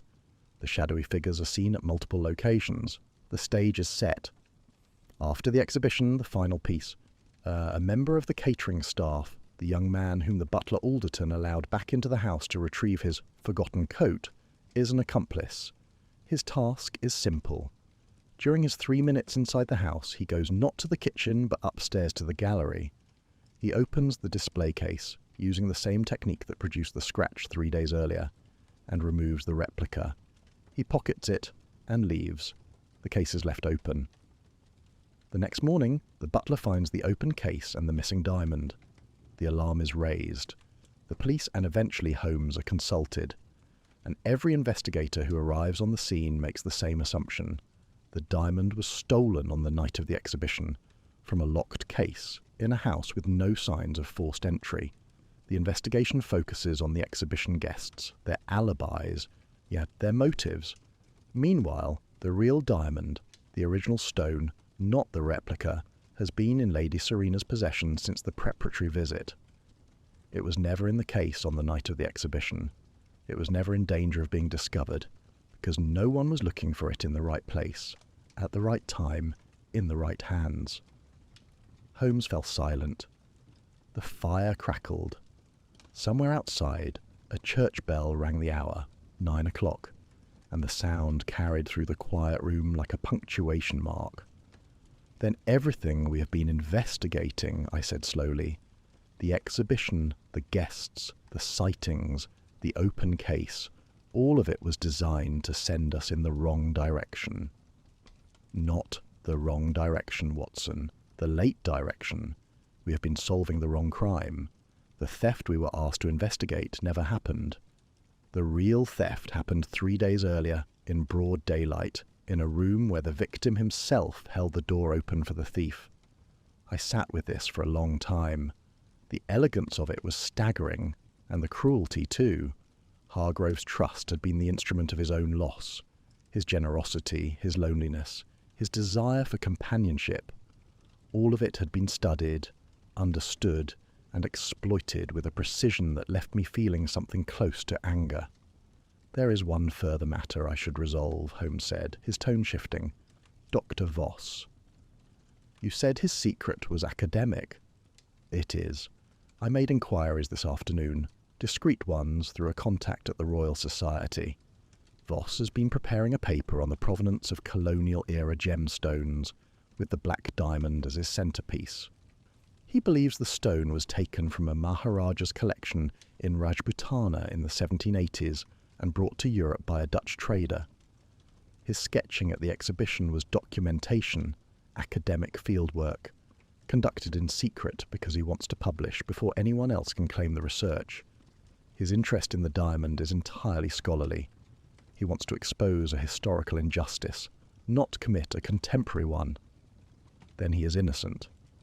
He is innocent of the theft. Whether his paper, if published, will constitute a different kind of theft, the theft of a collector's peace of mind, is a philosophical question I leave to others. But as far as the criminal matter is concerned, Voss is cleared." Holmes crossed to the wall and drew a line through Voss's name. 3 of the 4 suspects were now eliminated. Only Lady Serena remained, her name uncrossed, the word Decker beside it, the question mark now almost superfluous. I stared at the wall for a long moment, then asked the question that had been forming since Holmes began his reconstruction. "But Holmes, the diamond, where is it now?" His expression changed. The energy of the reconstruction, the intellectual pleasure of laying bare the method, drained from his face, replaced by something heavier and quieter. He returned to his chair and sat down, and when he spoke, his voice carried a weight I had not heard before in this case. "That, Watson, is what concerns me most. I believe the diamond left England within 48 hours of the theft. Lady Serena had no reason to hold it. Every hour it remained in her possession increased the risk of discovery, and she would have transferred it immediately, through a method so ordinary as to be invisible. Transferred it where? I do not yet know, but I will find out." He paused. "What I do know is this. We are already more than a week too late. The diamond is gone, Watson. The method is clear, the culprit is identified, and the stone is beyond our reach. What remains to be determined is whether the truth I have assembled, compelling as it is, constitutes anything that a court of law would recognize as evidence, because Lady Serena Blackwood has not left fingerprints, has not told lies, has not written letters, and has not been seen by any witness committing any crime. She has done something far more difficult to prosecute. She has been patient."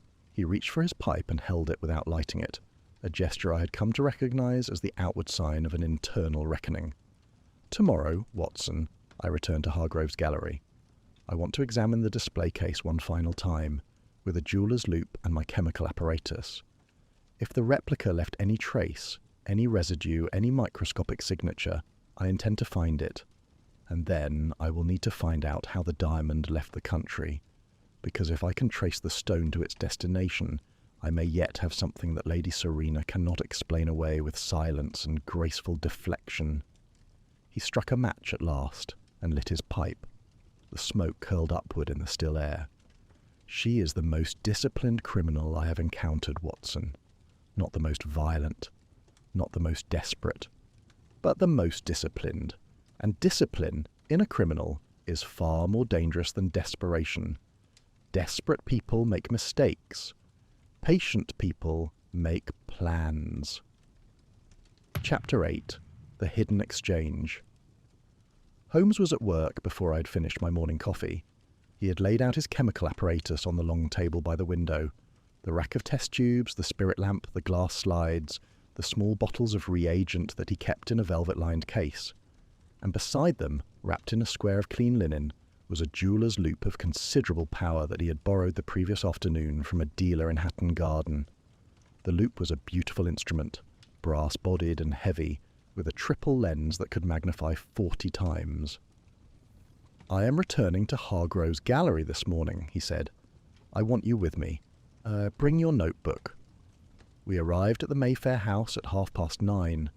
Hargrove admitted us with the worn courtesy of a man who has grown accustomed to his home being treated as a crime scene. He looked no better than when I had last seen him.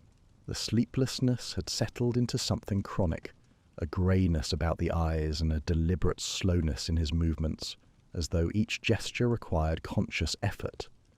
He led us to the gallery without speaking and left us there.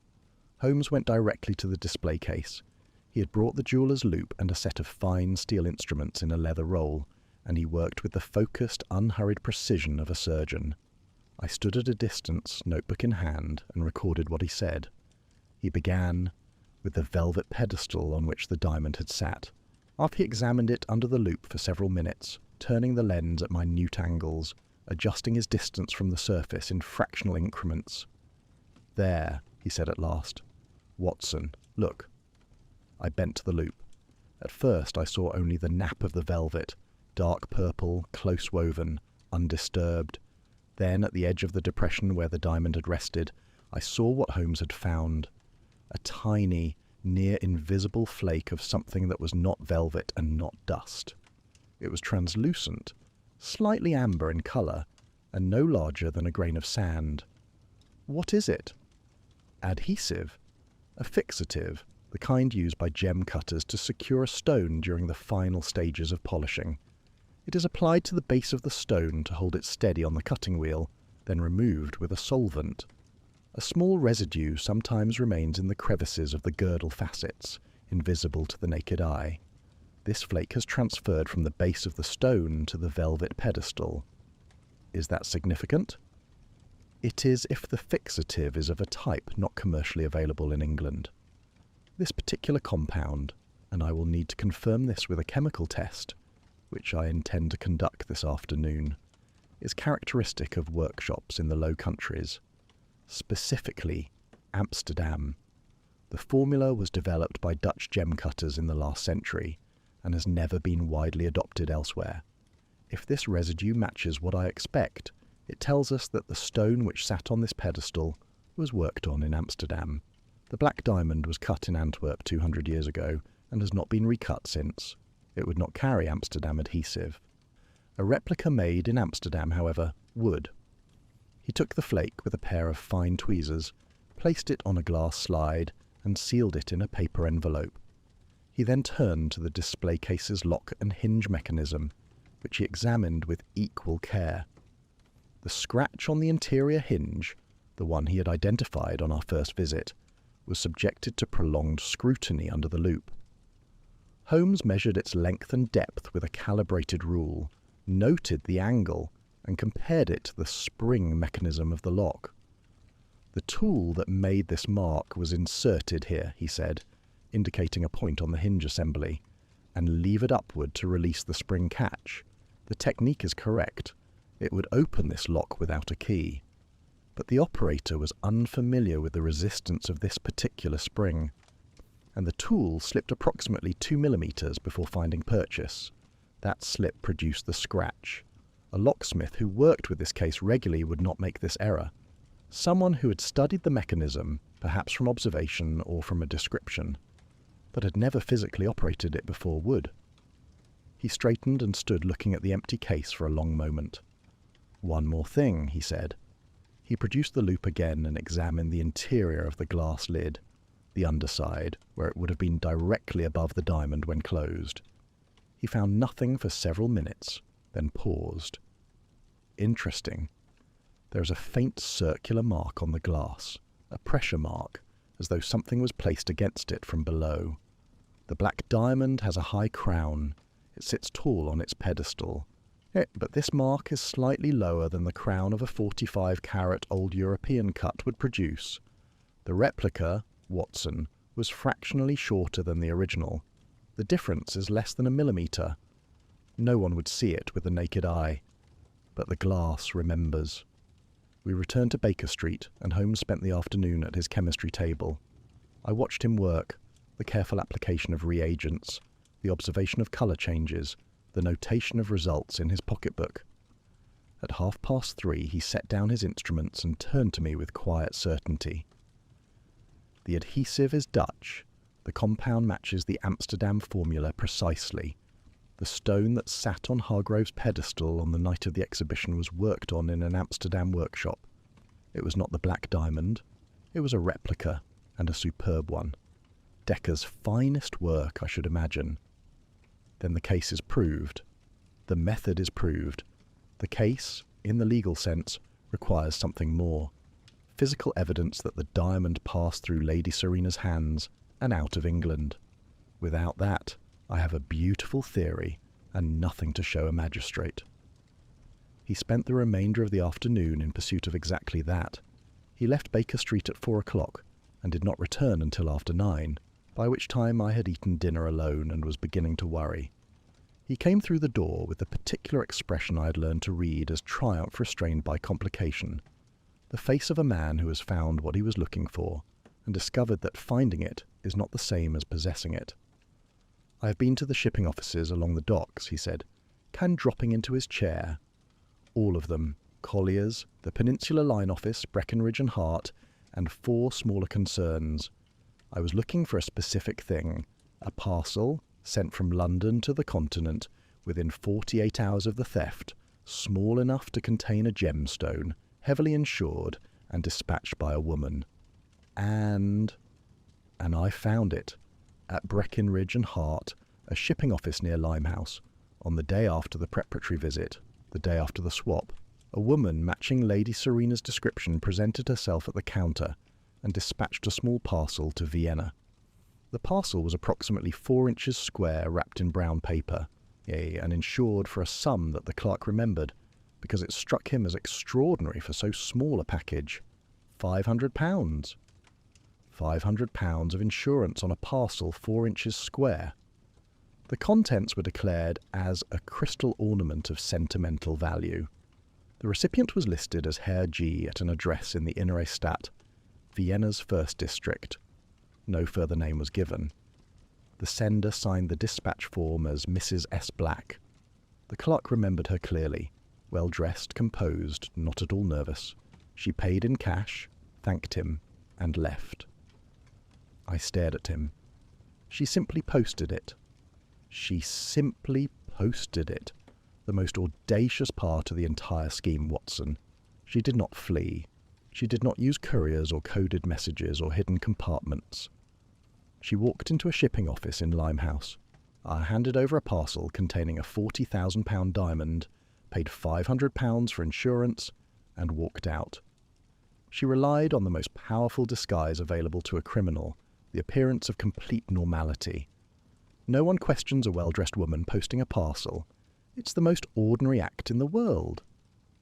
He fell silent for a moment, and I could see him turning the fact over in his mind, admiring the audacity of it, even as he catalogued it as evidence. "Herr G," I said. "Do you know who that is?" "I have a strong suspicion. My research into the diamond's ownership history turned up a name that I set aside at the time, but which now assumes considerable significance. Heinrich Gruber, a reclusive Austrian industrialist based in Vienna, is known among continental dealers as an aggressive private collector of rare gemstones. He buys through intermediaries and does not attend auctions publicly. He is exactly the kind of man who would commission a theft through a professional network and pay handsomely for discretion." Holmes rose and crossed to the writing desk. He composed a telegram with swift, decisive strokes addressed to the Vienna police.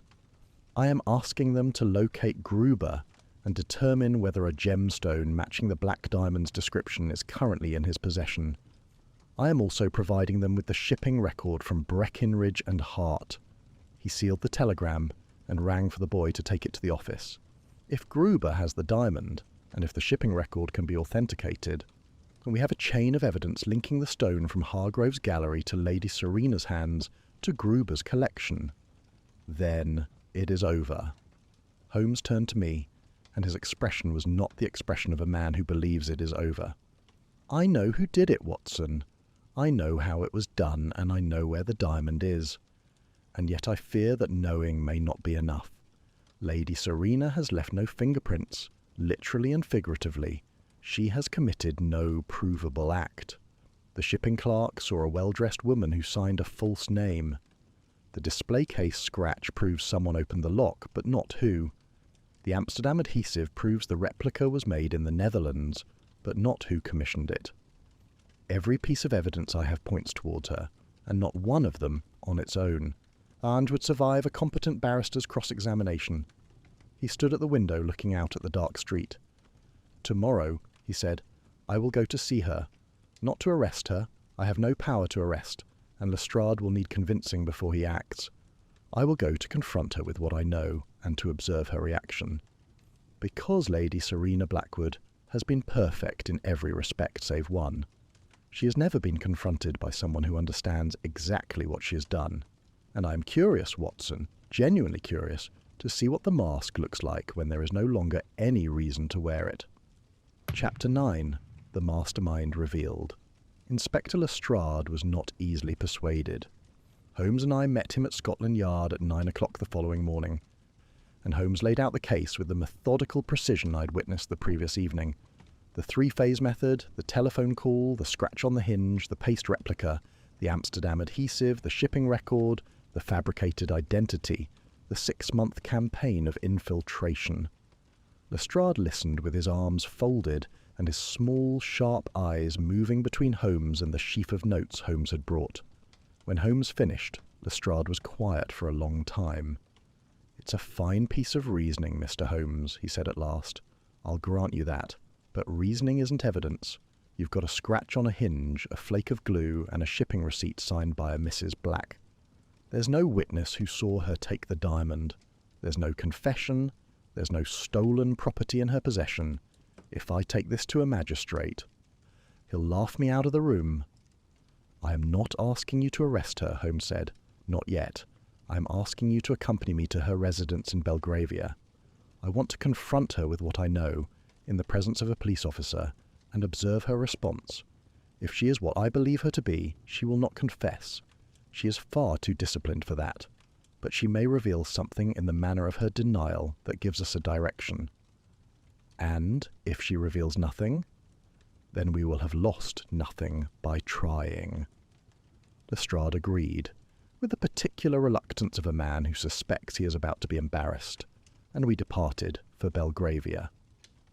Lady Serena's townhouse was in a quiet crescent near Eaton Square, a handsome narrow building with white stucco walls and black iron railings. It was precisely the kind of residence that a woman of her supposed station would occupy, elegant, discreet, and entirely unremarkable. A housekeeper admitted us, and showed us to a drawing-room on the first floor, where Lady Serena received us with a composure that, even knowing what I knew, I found extraordinary. She was dressed simply, a dark blue gown, her hair arranged without ornament. She rose when we entered and greeted each of us by name, including Lestrade, whom she had never met, with the same untroubled courtesy she might extend to guests at a dinner party. She offered tea. Holmes declined. Lestrade shifted his weight from one foot to the other and said nothing. Holmes did not sit. He stood in the centre of the drawing-room, his hands behind his back, and regarded Lady Serena with an expression of focused attention that I had seen directed at evidence, at crime scenes, at the most complex puzzles of his career, but rarely at a person. "Lady Serena," he began, "I should like to ask you some questions if you are willing." "Of course, Mr. Holmes. I'm always willing to help." "Your late husband, the Bavarian nobleman, what was his family name?" "Blackwood," she said, though the German form was somewhat different. "Schwarzwald. A minor house. You would not find it in any of the prominent registries." "I have not found it in any registry at all," Holmes said. "I have written to Munich, Vienna, Prague, and Zurich. No record of a Schwarzwald family of noble standing exists in any archive I have been able to consult." Lady Serena's expression did not change. "Records in that part of the world are not always complete, Mr. Holmes. The upheavals of the past century have displaced many families." "Indeed. May I ask about your visit to Sir Malcolm Hargrove's gallery 3 days before the exhibition? You helped him arrange the display cases." "I did. He was anxious about the presentation and I was happy to assist. During that visit, Sir Malcolm received a telephone call and left you alone in the gallery. For how long?" "A few minutes. I cannot say precisely. I continued arranging the smaller cases while he was away." "The call was placed from a public telephone office in Clerkenwell. No caller has been identified. The call was made at the exact time you were known to be in the gallery." Lady Serena met his gaze without flinching. "That is a coincidence I cannot explain, Mr. Holmes, and I was not aware of the call's origin." "Have you ever visited Amsterdam?" "Here, and I watched for it, because Holmes had told me to." She hesitated. It was not a dramatic pause. It was the briefest flicker of stillness, a half-second in which her composure held, but her rhythm broke, like a single missed note in an otherwise flawless performance. "I visited once," she said, "some years ago, as a tourist." "Did you, during that visit or any other, make the acquaintance of a man named Pieter Dekker, a retired gem cutter known in certain circles for producing paste replicas of exceptional quality?" The flicker again, longer this time. "I saw it. Lestrade, I think, did not." "The name is not familiar to me." Holmes nodded slowly. Then, without raising his voice or altering his tone, he laid out the entire case. He spoke for perhaps 10 minutes, beginning with the 6-month pattern of social cultivation, moving through the telephone call, the 11-minute window, the scratch on the hinge, the paste replica confirmed by chemical analysis, the Amsterdam adhesive, the shipping record to Vienna, the identical costumes of the 3 operatives, the systematic manufacture of the curse, and the complete absence of any verifiable personal history for Lady Serena Blackwood prior to her arrival in London. He spoke clearly and precisely without accusation or emotion. He presented it as what it was, a reconstruction of fact, assembled from evidence, leading to a single conclusion. Lady Serena listened to the entire account. She did not interrupt. She did not look away. She sat in her chair with her hands folded in her lap, her dark eyes following Holmes as he paced the drawing room, and her face was a study in attention, not the frozen attention of fear, but the engaged, almost appreciative attention of someone watching a performance of great skill. When Holmes finished, the room was silent. Lestrade had his notebook open, but had written nothing. I stood by the window, my pulse elevated, watching Lady Serena's face for the crack that would confirm everything. She smiled. It was not a nervous smile, or a defensive one, or the brittle smile of someone caught. It was warm, genuine, and, I can find no other word, admiring. "Mr. Holmes," she said, "you are the first person who has ever understood what I do. Most people see a theft. You see the architecture." The word landed in the room like a stone dropped into still water. The architecture. The same word Hargrove had used to describe her eye for arrangement.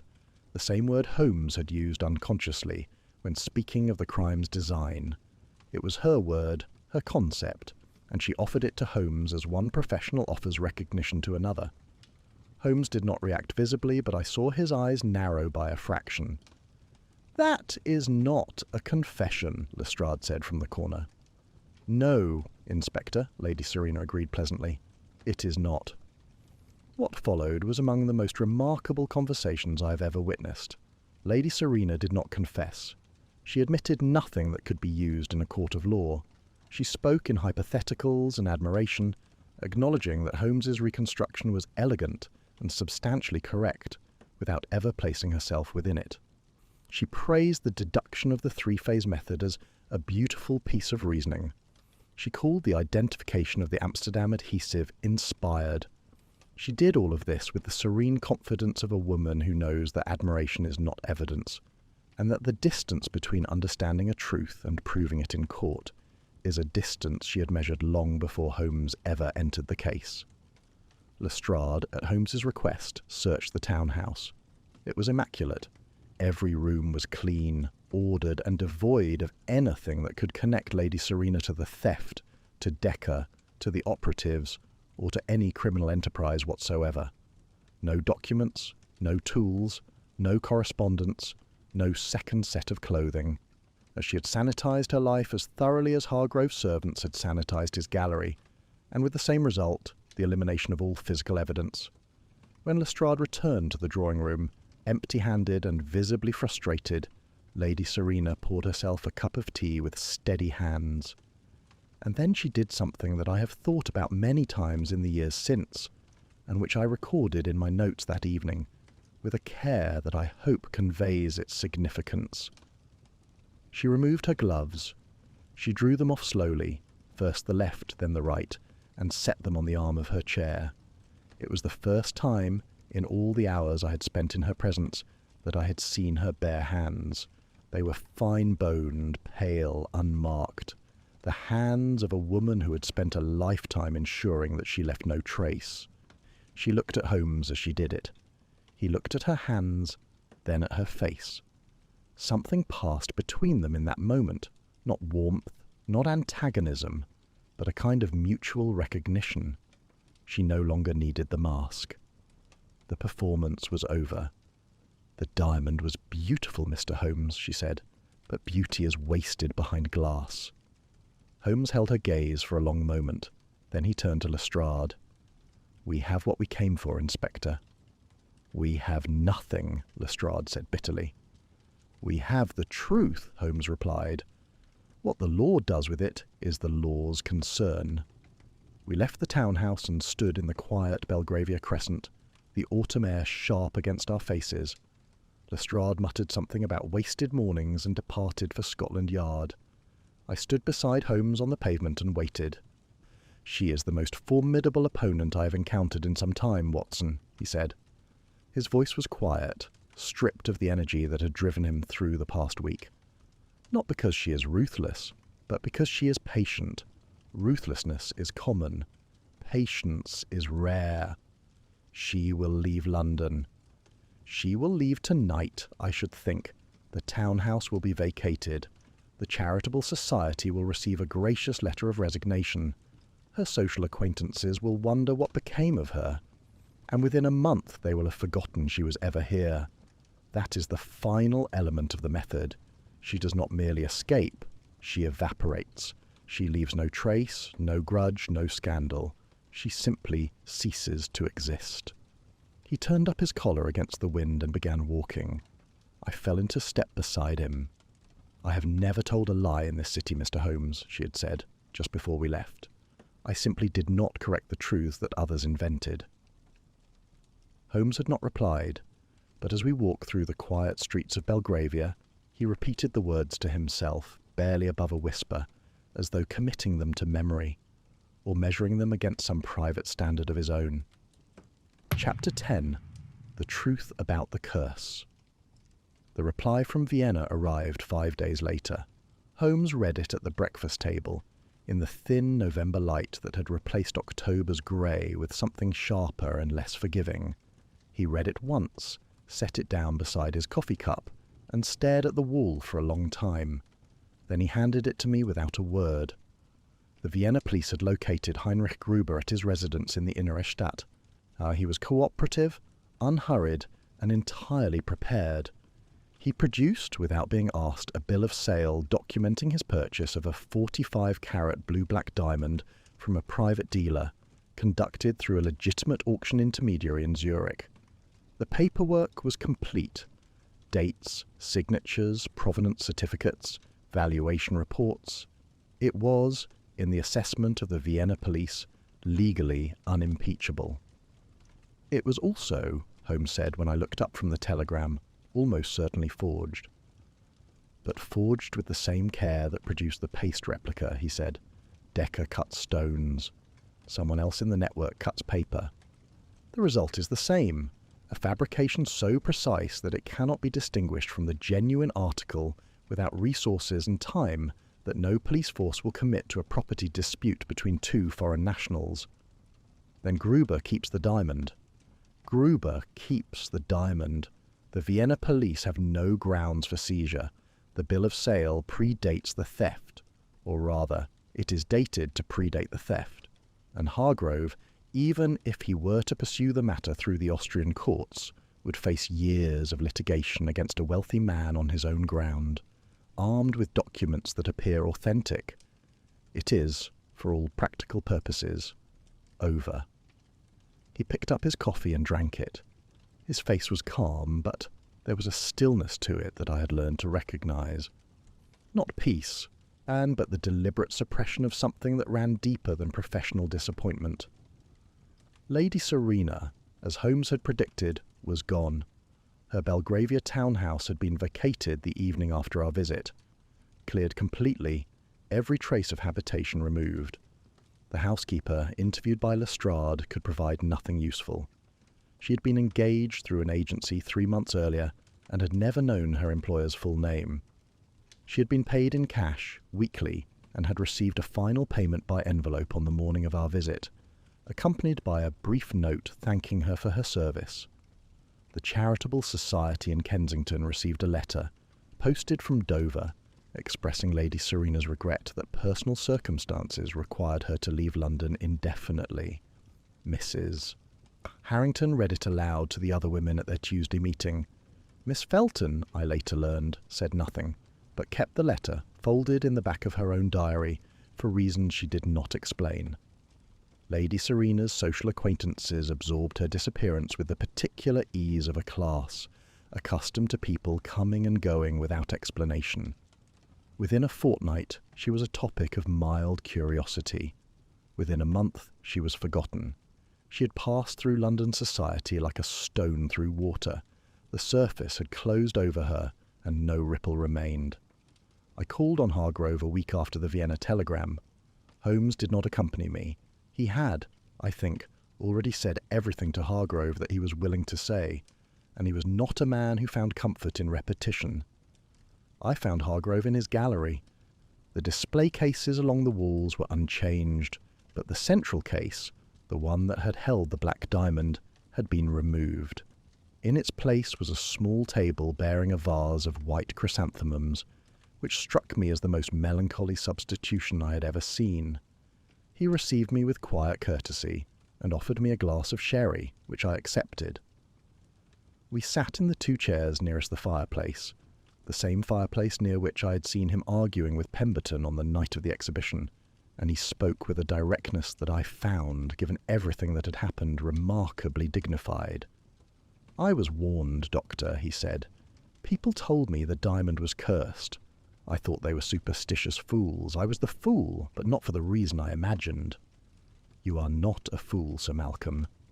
You were targeted by professionals who have been refining their method for decades. Anyone might have been deceived." "That is kind of you to say, but I keep returning to the same thought. I opened the door for her.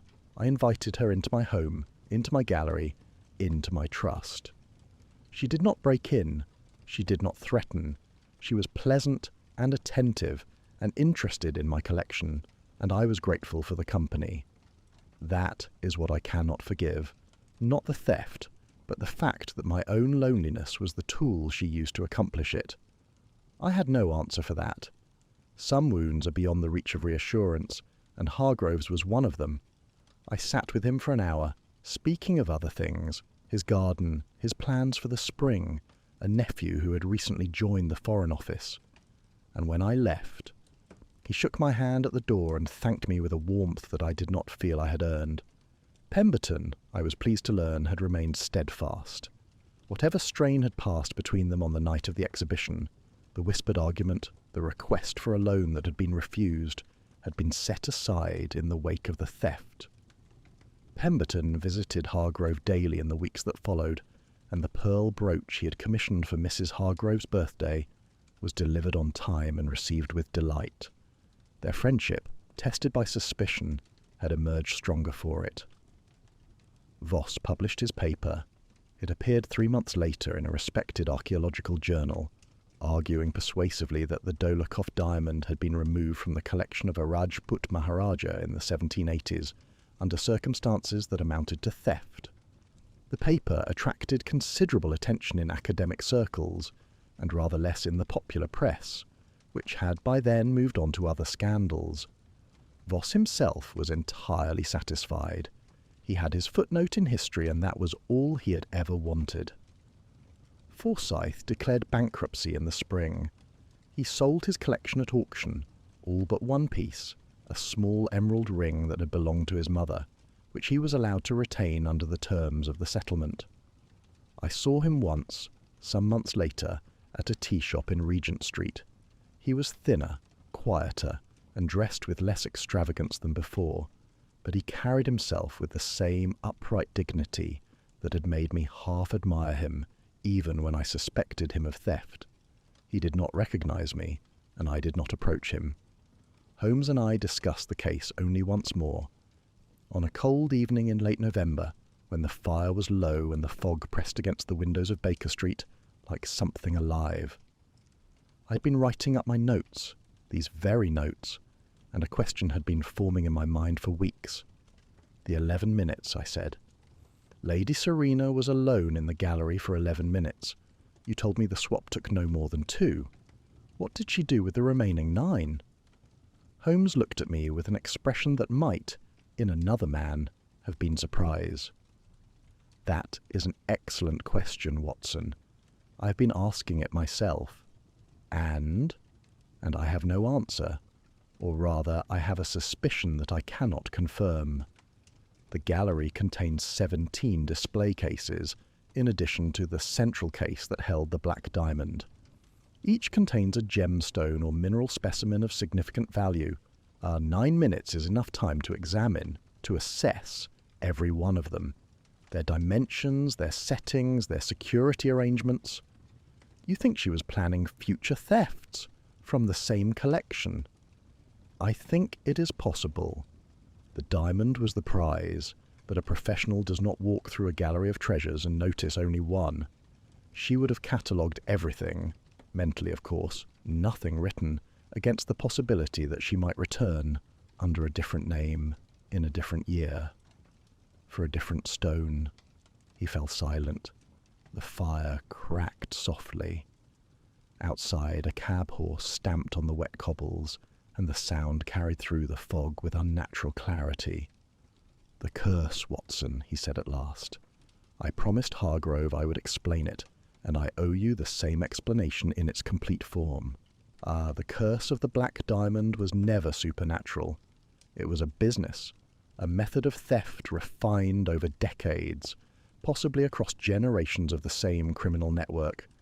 Each owner was subjected to the same campaign: surveillance, anonymous threats, a mounting atmosphere of dread. The weaker owners sold the diamond under duress, and it passed to the next victim. The stronger owners, like Hargrove, were robbed through more direct means. But the method was always the same, and the curse legend was maintained deliberately because it served the thieves better than any alibi." "How so?" "Because people do not investigate curses, Watson. They flee from them. A man who believes his misfortune is supernatural does not hire a detective. He sells his possessions and moves to the country.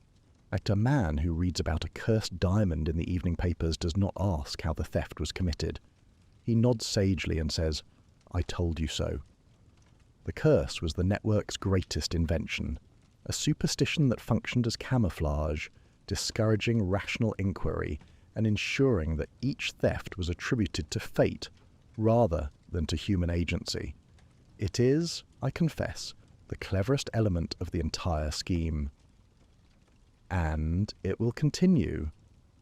Undoubtedly, the diamond will sit in Gruber's vault for a time. Eventually it will be sold to another collector in another city, and the cycle will begin again. The watchers will appear, the letters will arrive, the fear will build, and someone very like Lady Serena, perhaps Lady Serena herself under a new name, will arrive in the collector's social circle, are charming and attentive and without a past. I set down my pen. I had written the final lines of my account, and they required, I felt, a conclusion that was honest about the nature of the case and its outcome. I wrote, "I have recorded many of Holmes's triumphs. cases where his brilliance carried the day and justice was served with satisfying completeness. This was not such a case. The truth was found, the method exposed, the identity of the thief established beyond reasonable doubt. And yet the diamond remains in other hands. The criminal walks free, and the only victory Holmes can claim is the victory of understanding. I asked him whether this troubled him. He replied, after a long silence, "The failure is not that we did not find the diamond, Watson. It is that we found the truth too late, and that is a failure I shall not soon forget." He did not speak again that evening. I left him sitting by the fire, his pipe unlit in his hands, his grey eyes fixed on the middle distance. On the mantelpiece, pinned beside the clock, the telegram from Van der Berg hung where Holmes had placed it days earlier. He had not taken it down.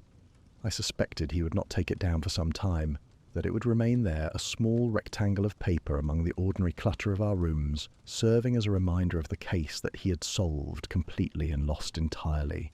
The fog thickened outside, the fire burned low, and somewhere in Vienna or Amsterdam or some city I could not name, the black diamond sat in the darkness, waiting for the next pair of hands, the next glass case, after the next woman with an architect's eye, and the patience to wait 6 months before she struck.